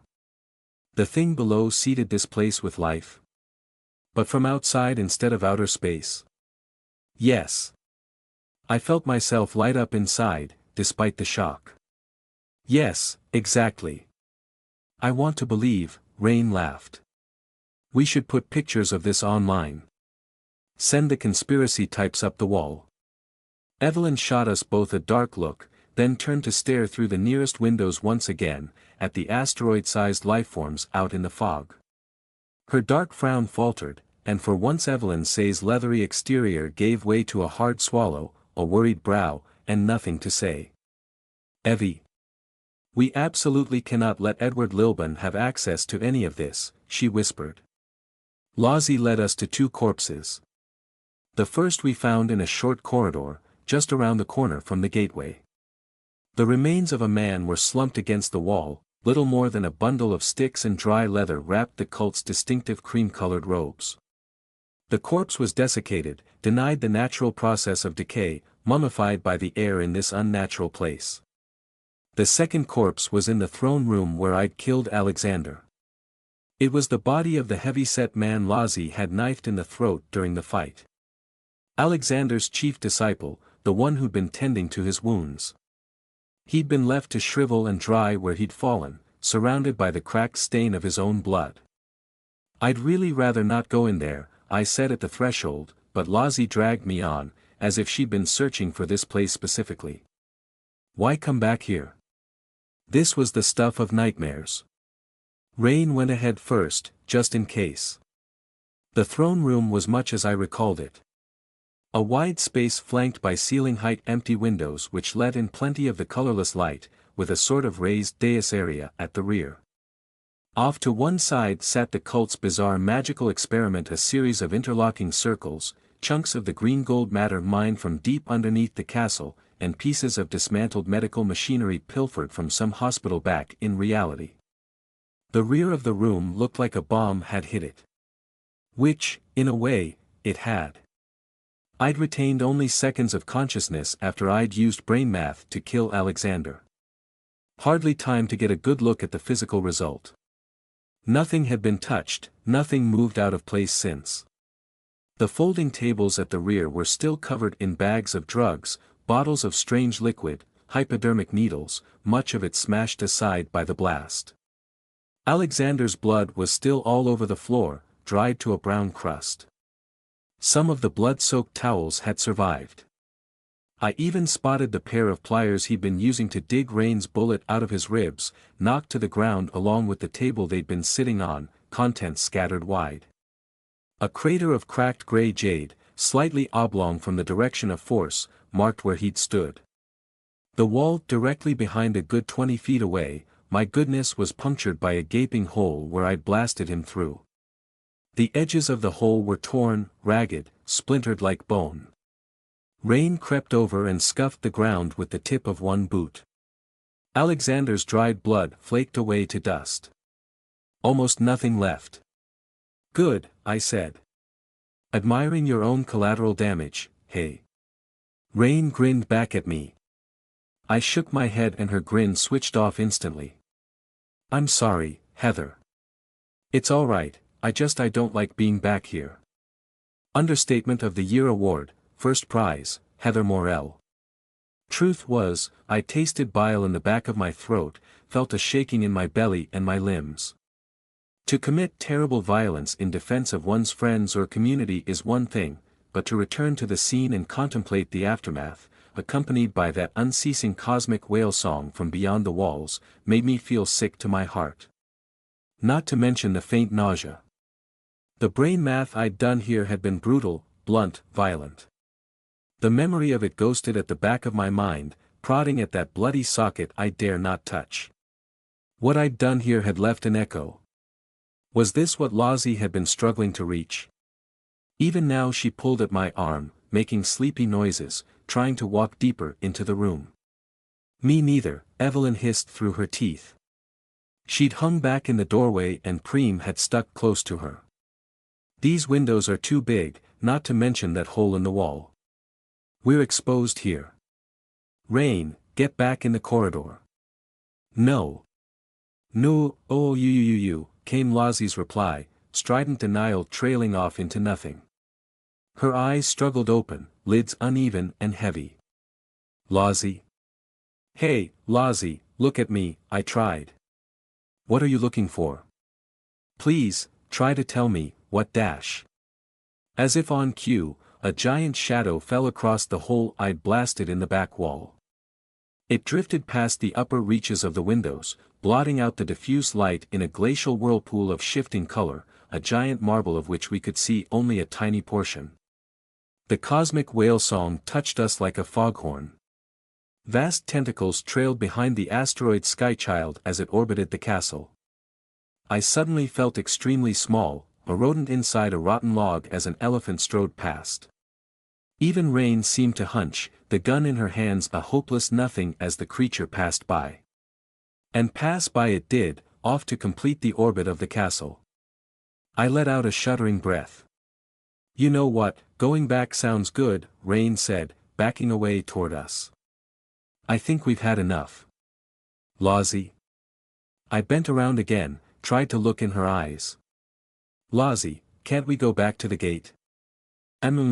She shook her head. "What do you need, what are you looking for?" "Lozzie, tell me, let me know." She smacked her lips and made more sleepy noises. I felt so helpless. Couldn't tell if this was doing any good for her at all. In my secret heart I'd imagined her waking up after 30 seconds here, or that the atmosphere might act like a bucket of water to the face. With disappointment I began to accept that she'd probably need to spend a whole night in this awful edifice. She needed to dream again. I hoped she might take me with her, outside. "If she needs to stay here longer, we can return better prepared," Evelyn said. She must have seen the look on my face. "I can whip up a protective barrier, set something up on this side of the gateway." "Better prepared," Preem echoed. "Maybe," I sighed. "I don't know what she needs." "She won't speak."